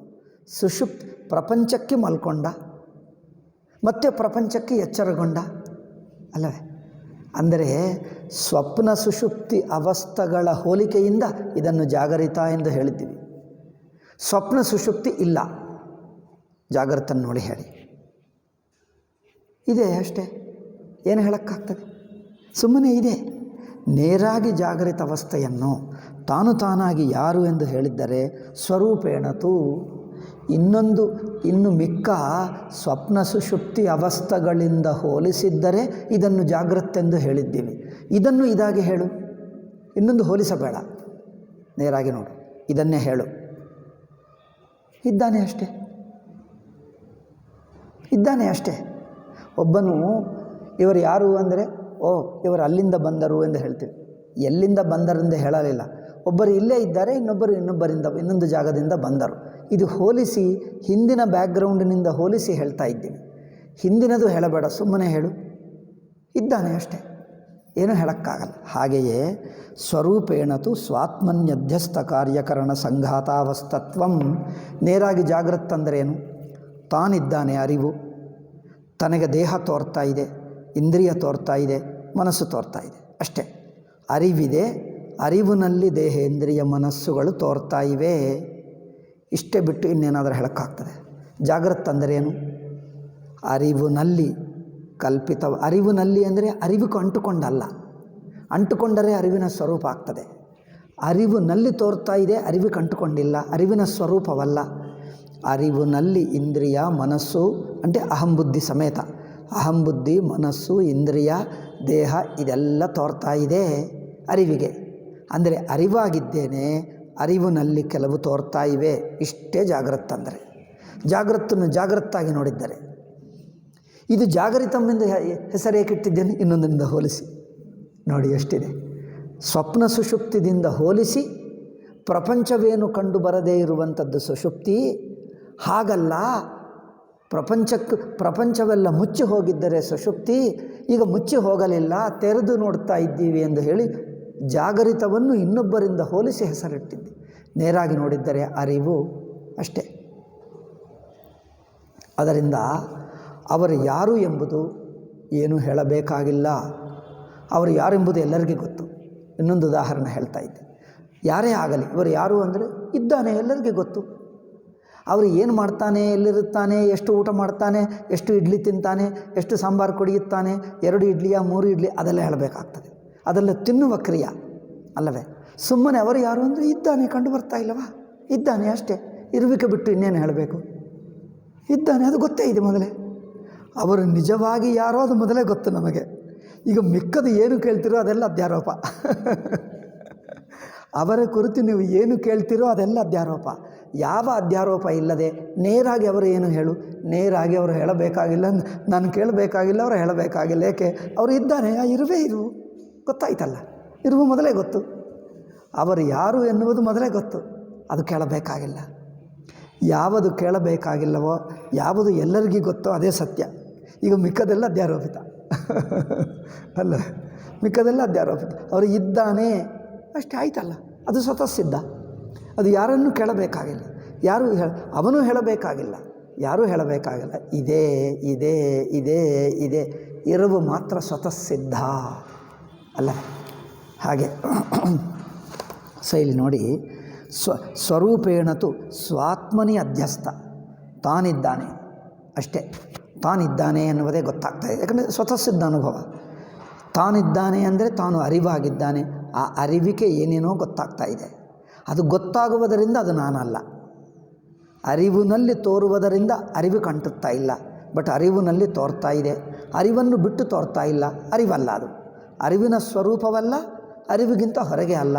ಅರಿವಿನಲ್ಲೇ ಏನೋ ಇದ್ದಂತೆ ಅನಿಸುತ್ತದೆ, ಅರಿವು ಮಾತ್ರ ಇದೆ. ಹೀಗೆ ಕೇವಲ ಅರಿವಾಗಿದ್ದುಕೊಂಡು ನಾಮರೂಪಗಳು ತೋರುವುದೇ ಎಚ್ಚರ ಅಷ್ಟೇ. ಅದರಿಂದ ಸ್ವಾತ್ಮನ್ಯಧ್ಯಸ್ಥ ಕಾರ್ಯಕರಣ ಸಂಘಾತಾವಸ್ಥತ್ವಂ. ಈಗ ಮತ್ತೆ ಸ್ವಪ್ನ. ಈಗ ಜಾಗ್ರತ್ತನ್ನು ಎರಡು ಬಗೆ ನೋಡಿದ್ದೀವಿ. ಜಾಗ್ರತ್ತನ್ನು ಜಾಗ್ರತ್ ದೃಷ್ಟ್ಯ ಒಂದು, ಸ್ವಪ್ನ ಸುಷುಪ್ತಿ ದೃಷ್ಟ್ಯ ಒಂದು, ಎರಡು ದೃಷ್ಟಿ ಆಯಿತು. ಈಗ ಸ್ವಪ್ನವನ್ನು ನೋಡೋಣ. ಸ್ವಪ್ನತ್ವಂ ಸುಷುಪ್ತಾಪೇಕ್ಷೆಯೈವ. ಸ್ವಪ್ನ ಅಂದರೆ ಏನು? ಕನಸು ನೋಡುವುದು. ಕನಸು ಅಂದರೆ ಅರ್ಥವೇನು? ಮಲಗಿದ್ದಾನೆ, ಪೂರ್ತಿ ಮಲಗಲಿಲ್ಲ, ಏನೋ ಸ್ವಲ್ಪ ನೋಡ್ತಾ ಇದ್ದಾನೆ ಅಂದರೆ ಸುಷುಪ್ತಿಯಿಂದ ಹೋಲಿಸಿ ಹೇಳ್ತಾ ಇದ್ದೀವಿ. ಸ್ವಪ್ನ ಅಂದರೆ ಏನು? ಕನಸು ನೋಡ್ತಾ ಇದ್ದಾನೆ ಅಂದರೆ ಸುಮ್ಮನೆ ಮಲಗಲಿಲ್ಲ, ಏನೋ ನೋಡ್ತಾ ಇದ್ದಾನೆ ಅಲ್ಲವೇ? ಅಂದರೆ ಸುಷುಪ್ತಿಯಿಂದ ಹೋಲಿಸಿ ಎಲ್ಲವೂ ಮುಚ್ಚಿ ಹೋಗಲಿಲ್ಲ, ಏನೋ ಕಲ್ಪಿಸ್ತಾ ಇದ್ದಾನೆ ಎಂದು ನೋಡ್ತಾ, ಅದು ಸ್ವಪ್ನ. ಸ್ವಪ್ನಸ್ಯ ಸ್ವಪ್ನತ್ವಂ ಸುಷುಪ್ತಾಪೇಕ್ಷೆಯೈವ. ಸ್ವಪ್ನವನ್ನು ಸ್ವಪ್ನ ಎಂದು ಹೇಳುವುದು, ಕನಸನ್ನು ಕನಸು ಹೇಳುವುದು ಸುಷುಪ್ತಿಯಿಂದ ಹೋಲಿಸಿ. ಸ್ವರೂಪೇಣ ನೇರಾಗಿ ಹೇಳಿದ್ದರೆ ಸ್ವಪ್ನವನ್ನೇನು ಹೇಳ್ತೀವಿ? ಸುಷುಪ್ತಿಯಿಂದ ಹೋಲಿಸಬೇಡ, ಎಚ್ಚರದಿಂದಲೂ ಹೋಲಿಸಬೇಡ. ಸುಮ್ಮನೆ ನೇರಾಗಿ ಅರಿವಿಗೆ ತೋರ್ತಾ ಇದೆ ಅಷ್ಟೇ. ಅಂದರೆ ಏನು? ಸ್ವರೂಪೇಣತು ಸ್ವಾತ್ಮನ್ಯಧ್ಯಸ್ಥ ವಾಸನಾ ಪ್ರಪಂಚಾವಸ್ಥತ್ವಂ. ನೇರಾಗಿ ಅರಿವಿದೆ, ಅರಿವಿನಲ್ಲಿ ಏನೋ ಊಹಾರೂಪ, ಕಲ್ಪಿತ ರೂಪಗಳು ತೋರ್ತಾ ಇವೆ ಅಷ್ಟೇ. ಅರಿವಿನಲ್ಲಿ ಕಲ್ಪನಾ ಅಷ್ಟೇ, ಇನ್ನೇನಿಲ್ಲ. ತಾನಾಗಿ ನೇರಾಗಿ ಉಳಿದ ಅರಿವಿನಲ್ಲಿ ಕಲ್ಪನಾ, ಬೇರೆ ಏನಿಲ್ಲ. ಹಾಗೆ ಸುಷುಪ್ತಿ. ಏವಂ ಸುಷುಪ್ತೇರಪಿ. ಸುಷುಪ್ತಿಯನ್ನು ಎರಡು ಬಗೆ ನೋಡಬಹುದು. ಸುಷುಪ್ತಿ ಸ್ವಪ್ನಾಪೇಕ್ಷೆಯ ಅದರ್ಶನ ವೃತ್ತಿ ನಿದ್ರಾವಸ್ಥತ್ವಂ. ಸುಷುಪ್ತಿಯನ್ನು ಹೇಳು ಅಂದರೆ ಏನು ಕಂಡು ಬರುತ್ತಾ ಇಲ್ಲ ಎಂಬುದು ಸ್ವಪ್ನ ದೃಷ್ಟ್ಯ ಜಾಗ್ರತ್ ದೃಷ್ಟ್ಯ ಹೇಳ್ತಾ ಇದ್ದೀವಿ. ಏಕೆಂದರೆ ಜಾಗ್ರತ್ತಿನಲ್ಲಿ ಏನೋ ಕಂಡುಬರುತ್ತದೆ, ಸ್ವಪ್ನದಲ್ಲಿ ಏನೋ ಕಂಡುಬರುತ್ತದೆ. ಸ್ವಪ್ನದಲ್ಲಿ ಜಾಗ್ರತ್ತಿನಲ್ಲಿ ಏನೇನೋ ಹೇಗೆ ಕಂಡುಬರುತ್ತದೋ ಹಾಗೆ ಕಂಡುಬರುತ್ತಾ ಇಲ್ಲ ಎಂದು ಸ್ವಪ್ನ ಜಾಗ್ರತ್ತಿನಿಂದ ಹೋಲಿಸಿ ಸುಷುಪ್ತಿನಲ್ಲಿ ಏನು ಕಂಡುಬರ್ತಾ ಇಲ್ಲ ಹೇಳ್ತಾ ಇದ್ದೀರಿ. ಬಟ್ ಸುಷುಪ್ತಿಯಲ್ಲಿರುವಾಗ ನನಗೇನು ಕಂಡು ಬರ್ತಾ ಇಲ್ಲ ಎಂದು ಅನಿಸಿತಾ? ಅಂದರೆ ಇನ್ನೊಂದು ಹೋಲಿಕೆ ಇಲ್ಲ, ತಾನೇ ತಾನು. ಸುಷುಪ್ತಿಯನ್ನು ತನ್ನ ಜಾಗರಿತ ಅಪೇಕ್ಷೆಯ ಓಕೆ ಸ್ವಪ್ನ ದೃಷ್ಟ್ಯ ಏನು ಹೇಳ್ತದೆ? ಸ್ವಪ್ನದಲ್ಲಿ ಏನೇನೋ ಪ್ರಪಂಚ ಕಲ್ಪನಾ ಆಗುತ್ತದೆ. ಸ್ವಪ್ನ ದೃಷ್ಟ್ಯ ಹೋಲಿಸಿದ್ದರೆ ಕಲ್ಪನವಿಲ್ಲ ಹೇಳ್ತಾರೆ. ಜಾಗ್ರತ್ತಿನಿಂದ ಹೋಲಿಸಿ ಹೇಳಿದ್ದರೆ ವಿಶ್ರಾಂತಿ, ಜಾಗ್ರತ್ತಿನಲ್ಲಿ ತುಂಬ ಆಯಾಸವಾಗುತ್ತಿತ್ತು. ಜಾಗ್ರತ್ ದೃಷ್ಟ್ಯ ಸುಷುಪ್ತಿ ಅಂದರೇನು? ಏನಿಲ್ಲಪ್ಪ ವಿಶ್ರಾಂತಿ, ರೆಸ್ಟ್ ಎಂದು ಹೇಳ್ತಾನೆ. ಜಾಗ್ರತ್ತಿನಿಂದ ಹೋಲಿಸಿದ್ದರೆ ಸುಷುಪ್ತಿಯನ್ನು ರೆಸ್ಟ್ ಎಂದು ಹೇಳ್ತೀವಿ, ಸುಮ್ಮನೆ ವಿಶ್ರಾಂತಿ ಅವಸ್ಥಾ. ಸ್ವಪ್ನದಿಂದ ಹೋಲಿಸಿದ್ದರೆ ಕಲ್ಪನವಿಲ್ಲದ ಏನು ನೋಟವಿಲ್ಲದ ಅವಸ್ಥಾ ಹೇಳ್ತೀವಿ. ಏನು ನೋಡದೆ, ಏನು ಕಂಡು ಬರದೇ ಇರುವ ಅವಸ್ಥಾ. ಜಾಗ್ರತ್ ದೃಷ್ಟ್ಯ ನೋಡಿದ್ದರೆ ಸುಷುಪ್ತಿಯನ್ನು ಏನು ಹೇಳ್ತೀರಿ? ವಿಶ್ರಾಂತಿ ಅವಸ್ಥಾ. ಸ್ವಪ್ನದಿಂದ ಹೋಲಿಸಿ ನೋಡಿದ್ದರೆ ಏನು ಕಂಡು ಬರುತ್ತಾ ಇಲ್ಲ. ಸುಷುಪ್ತಿ ನೇರಾಗಿ ನೋಡಿದ್ದರೆ ಏನು ಕಂಡು ಬರುತ್ತಾ ಇಲ್ಲ ಅಂದರೆ ಕಂಡು ಬರುತ್ತಾ ಇಲ್ಲ. ಆ ಮಾತೇಕೆ ಹೇಳುವುದು ಅಲ್ಲವೇ? ಇವರು ಯಾರು ಅಂದರೆ ಇವರ ಹತ್ತಿರ ಏನು ಹಣ ಇಲ್ಲ, ಇವರು ಬಡವರು ಅಂದರೆ ನಾನು ಹಣ ಏಕೆ ವಿಷಯ ಮಾತಾಡಿದ್ದೀನ? ಹಣ ವಿಷಯ ಎತ್ತಿದ್ದರೆ ಹಣ ಇದೋ ಇಲ್ಲವೋ, ಹಣ ಇರುವುದೋ ಇಲ್ಲವೋ ವಿಷಯವೇ ಇಲ್ಲ. ವೇದಾಂತ ಕೇಳುವಾಗ ಅವರಿಗೆ ಹಣ ಇದೋ ಇಲ್ಲವೋ ಸಂಬಂಧವೇನು? ಇದ್ದರೂ ಇಲ್ಲದಿದ್ದರೂ ಇಬ್ಬರು ಕೇಳಬಹುದು, ವೇದಾಂತಕ್ಕೆ ಸಂಬಂಧವೇ ಇಲ್ಲ. ಆ ವಿಷಯ ಇಲ್ಲಿ ಅಂದರೆ ಹಣ ವಿಷಯ ಎತ್ತಿ ಮಾತಾಡ್ತಾ ಇದ್ದೀವ, ಆ ವಿಷಯವೇ ಇಲ್ಲ, ಆ ಮಾತೇಕೆ? ಹಾಗೆಯೇ ಸ್ವಪ್ನ ಹೇಗೋ ನೋಡ್ತಾ ಇದ್ದೀವಿ, ಹಾಗೆ ಇನ್ನೊಂದು ನೋಡ್ತಾ ಇಲ್ಲ ಅಂದರೆ ಇನ್ನೊಂದು ನೋಡಬೇಕಾ? ನೋಡುವುದು ನೋಡದೇ ಇರುವುದು ಅದೇಕೆ? ಆ ಮಾತೇ ಎತ್ತಲಿಲ್ಲ. ವಿಶ್ರಾಂತಿ ಅಂದರೆ ಏನು? ಏನಾದರೂ ಆಯಾಸ ಇತ್ತು, ಈಗ ಆಯಾಸ ನಿಂತು ಹೋಯಿತು, ಆ ಮಾತು ಎತ್ತುತ್ತಾ ಇಲ್ಲ. ಸುಷುಪ್ತಿಯಲ್ಲಿ ಸುಮ್ಮನೆ ಇದ್ದಾನೆ ಹೇಳು. ಇನ್ನೊಬ್ಬರಿಂದ ಹೋಲಿಸಬೇಡ, ಅದನ್ನು ಅದಾಗಿ ಹೇಳು. ಇದ್ದಾನೆ ಅಷ್ಟೇ, ಇನ್ನೇನು ಹೇಳೋಕ್ಕಾಗಲ್ಲ, ಸುಮ್ಮನೆ ಇದ್ದಾನೆ ಅಷ್ಟೇ. ಇರವು ಬಿಟ್ಟು ಏನೂ ಹೇಳೋಕ್ಕಾಗಲ್ಲ, ಅದೇ ಸುಷುಪ್ತಿ. ಇದೆ ಅಷ್ಟೇ, ಇದ್ದಾನೆ ಬಿಟ್ಟು ಏನೂ ಹೇಳೋಕ್ಕಾಗಲ್ಲ. ಸ್ವರೂಪೇಣತು ಸ್ವಪ್ನ ಕಾಮ ವಿರಹಿತ ನಿದ್ರಾವಸ್ಥತ್ವಂ. ಜಾಗ್ರತ್ತೂ ಇಲ್ಲ ಅಂದ್ರೇನು? ಆಯಾಸವೂ ಇಲ್ಲ, ಆಯಾಸ ಬಿಟ್ಟಿದ್ದೂ ಇಲ್ಲ. ಸುಷುಪ್ತಿಯಲ್ಲಿ ಹಿಂದೆ ತುಂಬ ಆಯಾಸ ಇತ್ತು, ಈಗ ಆಯಾಸ ಬಿಟ್ಟೆ ಅನಿಸುತ್ತದೆ. ತುಂಬ ಆಯಾಸ ಇತ್ತು, ಈಗ ಆಯಾಸ ಬಿಟ್ಟು ವಿಶ್ರಾಂತಿ ಪಡ್ಕೊಳ್ತಾ ಇದ್ದೀನಿ, ನಾನು ಆಯಾಸ ಬಿಟ್ಟೆ ಅನಿಸುತ್ತದೆ? ಅನಿಸಲ್ಲ. ಅಥವಾ ನಾನು ಕನಸಿನಲ್ಲಿ ಏನೇನೋ ನೋಡುತ್ತಿದ್ದೆ, ಈಗ ಏನಿಲ್ಲ, ಎಲ್ಲ ಬಿಟ್ಟೆ. ಕನಸು ನೋಡುವುದೂ ಇಲ್ಲ, ಬಿಡುವುದೂ ಇಲ್ಲ, ಆಯಾಸವೂ ಇಲ್ಲ, ಆಯಾಸ ಬಿಡುವುದೂ ಇಲ್ಲ. ಏನಿದೆ? ಸುಮ್ಮನೆ ಇದ್ದಾನೆ ತಾನು ಮಾತ್ರ. ತಾನು ಮಾತ್ರ ಅಂದರೆ ಸುಮ್ಮನೆ ಅಂದರೆ ಏನೂ ಹೇಳೋಕ್ಕಾಗಲ್ಲ ಎಂದರ್ಥ. ಸುಮ್ಮನೆ ಅಂದರೆ ಮತ್ತೆ ಏನೋ ಮಾಡಿದ, ಈಗ ಸುಮ್ಮನಿದ್ದಾನೆ, ಮತ್ತೆ ಅದು ವ್ಯತ್ಯಾಸ ಆಗುತ್ತೆ. ಹೋಲಿಕನೂ ಅಲ್ಲ, ಸುಮ್ಮನೆ ಎಂದು ಹೇಳೋಕ್ಕಾಗಲ್ಲ. ಇದ್ದಾನೆ ಅಷ್ಟೇ, ಬಿಟ್ಟು ಏನು ಇದ್ದಾನೆ ಬಿಟ್ಟು ಏನು ಹೇಳೋಕ್ಕಾಗಲ್ಲ. ಸುಮ್ಮನೆ ಇರವು, ತಾನು ಅಷ್ಟೇ. ಈಗ ಏನೂ ಹೇಳೋಕ್ಕಾಗಲ್ಲ ಎಂದರ್ಥ. ಒಂದು ಮಾತಿನಲ್ಲಿ ಮಾತೇ ಇಲ್ಲ, ಹೇಳೋಕ್ಕಾಗಲ್ಲ, ಹೇಳಬೇಕಾಗಿಲ್ಲ. ಅದರಿಂದ ಜಾಗರಿತಾಪೇಕ್ಷೆಯ ಚ ವಿಶ್ರಾಂತಿ ಕರಣವ್ಯಾಪಾರಾವಸ್ಥಾತ್ವಂ ಸ್ವರೂಪೇಣ ತು ಸ್ವಪ್ನಕಾಮವಿರಹಿತ ನಿದ್ರಾವಸ್ಥಾತ್ವಂ ಬ್ರಹ್ಮ ಸಂಪತ್ಯವಸ್ಥಾತ್ವಂ ವಾ. ತಾನಾಗಿದ್ದಾನೆ, ಬ್ರಹ್ಮ ಆಗಿದ್ದಾನೆ, ಮತ್ತು ಬ್ರಹ್ಮ ಅಲ್ಲ, ಅದರಿಂದ ಈಗ ಬ್ರಹ್ಮ ಅದೂ ಇಲ್ಲ. ತಾನಿದ್ದಾನೆ, ಎಲ್ಲವೂ ತಾನೇ ಆಗಿದ್ದಾನೆ, ತನ್ನನ್ನು ಬಿಟ್ಟು ಏನೂ ಇಲ್ಲ. ಮತ್ತು ಇನ್ನೊಂದು ಇದೆ ಎಂದು ಊಹಿಸಿಕೊಂಡು ಇಲ್ಲ ಎಂದು ಹೇಳುವುದು ನೋಡಿ. ಅದ್ವೈತ ಎಂದು ಹೇಳಬೇಕಂದರೆ ತನಗಿಂತ ಇನ್ನೊಂದಿಲ್ಲ ಅಂದರೆ, ಇನ್ನೊಂದಿಲ್ಲ ಎಂದು ಆ ಮಾತಾದರೆ ಎಲ್ಲಿಗೆ ಏಕೆ ಬಂತು? ಇನ್ನೊಂದು ಇರಬಹುದು ಎಂದು ಇಟ್ಕೊಂಡು ಇಲ್ಲ ಎಂದು ಹೇಳ್ತಾ ಇದ್ದೇವಲ್ಲ. ಇನ್ನೊಂದು ಪ್ರಸಕ್ತೇ ಇಲ್ಲ, ಇದ್ದಾನೆ ಅಷ್ಟೇ, ಎಲ್ಲವೂ ತಾನೇ, ಇರುವುದೇ ತಾನು, ಏನೂ ಹೇಳೋಕ್ಕಾಗಲ್ಲ. ಸುಷುಪ್ತಿ ಅನುಭವ ದೃಷ್ಟಿಯ ನೋಡಿದ್ದರೆ ಏನೂ ಹೇಳೋಕ್ಕಾಗದೆ ಅಖಂಡ ಅದ್ವಿತೀಯವಾಗಿರುವ ಎಲ್ಲವೂ ತಾನೇ. ಹೀಗೆ ಅವಸ್ಥೆಗಳನ್ನು ತನ್ನ ದೃಷ್ಟ್ಯ, ಇನ್ನೊಂದು ದೃಷ್ಟ್ಯ, ಎರಡು ಬಗೆ ನೋಡ್ತಾ ಇದ್ದೀವಿ. ಸುಷುಪ್ತಿಯನ್ನು ಹೀಗೆ ತನ್ನ ಅನುಭವ ದೃಷ್ಟ್ಯ ನೋಡುವುದು ಬೇಕು. ನಾವು ಎಚ್ಚರದಿಂದ ಕನಸಿನಿಂದಲೇ ಹೇಳ್ತೀವಿ. ಇದು ಬಿಡಿಸುವುದೇ ಸ್ವಾಮೀಜಿ ವಿಶೇಷ ಪ್ರಕ್ರಿಯೆ. ಮಿಕ್ಕ ಪ್ರಕ್ರಿಯೆಗಳಲ್ಲಿ ವ್ಯಾಖ್ಯಾನಕಾರರು ಜಾಗೃತನಿಂದ ದೃಷ್ಟ್ಯ, ಸ್ವಪ್ನ ದೃಷ್ಟ್ಯಾನೇ ಹೇಳ್ತಾರೆ. ಸಚ್ಚಿದಾನಂದ ಸ್ವಾಮೀಜಿ ಒಬ್ಬರೇ ಹೇಳಿದ್ದರು, ಸುಷುಪ್ತಿಯನ್ನು ಸುಷುಪ್ತಿ ದೃಷ್ಟ್ಯ ಹೇಳಪ್ಪ, ಇನ್ನೊಂದನಿಂದ ಹೋಲಿಸುವುದು ಬೇಡ. ಇನ್ನೊಂದೇ ಪ್ರಸ್ತಾವನೆ ಇಲ್ಲ, ಇನ್ನೊಂದು ಮಾತೇ ಇಲ್ಲ, ತಾನೇ ತಾನು. ಏನು ಹೇಳ್ತೀವಿ? ಏನು ಹೇಳೋಕ್ಕಾಗಲ್ಲ, ಇದ್ದಾನೆ ಅಷ್ಟೇ, ಇದ್ದಾನೆ ಎಲ್ಲರಿಗೂ ಗೊತ್ತು, ಅದು ಹೇಳಬೇಕಾಗಿಲ್ಲ, ಸುಮ್ಮನೆ ಇದೆ. ಹಾಗೆಯೇ ಸ್ವರೂಪೇಣತ ಸ್ವಪ್ನಕಾಮ ಬ್ರಹ್ಮ ಸಂಪತ್ಯವಸ್ಥಾವತ್ವ ಅತಯೇವ ಶ್ರುತಿ ಸುಷುಪ್ತಿ ಸ್ವರೂಪ ಕಥನಾಯ ಆಹ. ಅದರಿಂದ ಉಪನಿಷತ್ತು, ಮಾಂಡುಕ್ಯೋಪನಿಷತ್ತು ಸುಷುಪ್ತಿ ಎಂದರೆ ಏನು ಎಂದು ಹೇಳುವಕ್ಕೆ ಹೋಗಿ ಏನೆಂದು ಹೇಳ್ತದೆ? ಯತ್ರ ಸುಪ್ತೋ ನ ಕಂಚನ ಕಾಮಂಕಾಮಯತೆ. ಎಚ್ಚರದಲ್ಲಿರುವಾಗ ಅದು ಬೇಕು, ಇದು ಬೇಕು, ಅಲ್ಲಿದೆ, ಇದಿಲ್ಲಿದೆ, ಏನೇನೋ ಪಡೆಯಬೇಕೆಂಬ ಆಯಾಸ ಪಡ್ಕೊಳ್ಳುವುದು ಎಚ್ಚರ. ಅಂಥ ಎಚ್ಚರವಿಲ್ಲ. ನ ಕಂಚನ ಸ್ವಪ್ನಂ ಪಶ್ಯತಿ, ಏನೂ ನೋಡ್ತಾ ಇಲ್ಲ ಅಂದರೆ ಕನಸು ಇಲ್ಲ, ಏನೋ ಆಯಾಸ ಪಡ್ತಾ ಇಲ್ಲ. ಇವೆಲ್ಲ ಬಿಟ್ಟು ತಾನು ಮಾತ್ರ ಉಳಿಯುವುದು ಸುಷುಪ್ತಿ ಎಂದು ಹೇಳ್ತದೆ. ಇದು ಇನ್ನೊಂದು ಅವಸ್ಥಾ ದೃಷ್ಟ್ಯ ಜಾಗೃತಿಲ್ಲ, ಸ್ವಪ್ನ ಇಲ್ಲ ಎಂದು ಹೇಳುವ ದೃಷ್ಟಿ. ಈಗ ತನ್ನ ದೃಷ್ಟಿದಿಂದ ಏನು ಹೇಳ್ತದೆ? ಯತ್ರೈ ತತ್ಪುರುಷಃ ಸ್ವಪಿತಿ ನಾಮ, ಎಲ್ಲಿ ತಾನಾಗಿರುತ್ತಾನೋ ಸೌಮ್ಯ ಸದಾ ಸಂಪನ್ನೋ ಭವತಿ, ತಾನು ಮಾತ್ರ ಉಳಿಯುತ್ತಾನೆ. ಇದು ಅನುಭವ ದೃಷ್ಟ್ಯ. ತಾನು, ಅದರ ಕುರಿತು ಏನೂ ಹೇಳೋಕ್ಕಾಗಲ್ಲ, ಹೇಳಬೇಕಾಗಿಲ್ಲ, ಯಾರಿಗೂ ಸಂದೇಹವಿಲ್ಲ, ಇದೆ ಅಷ್ಟೇ. ತಾನಾಗಿದ್ದಾನೆ ಎಂದು ಹೇಳುವುದು ಸಣ್ಣ ಅನುಭವ ದೃಷ್ಟ್ಯ. ಇನ್ನೊಂದನಿಂದ ಹೋಲಿಸಿ ಅದಿಲ್ಲ, ಇದಿಲ್ಲ, ಹೆಚ್ಚಿದೆ ಎಂದು ಇನ್ನೊಂದು ದೃಷ್ಟಿ. ಎರಡು ದೃಷ್ಟಿ ಇದೆ. ಅತಏವ ದರ್ಶನ ವೃತ್ತಿ ಸ್ವರೂಪಂ ಅಪೇಕ್ಷ ಸಮಾಧ್ಯವಸ್ಥಾಪಿ ವಿಜ್ಞೆ. ಸಮಾಧಿಯೂ ಹಾಗೆಯೇ.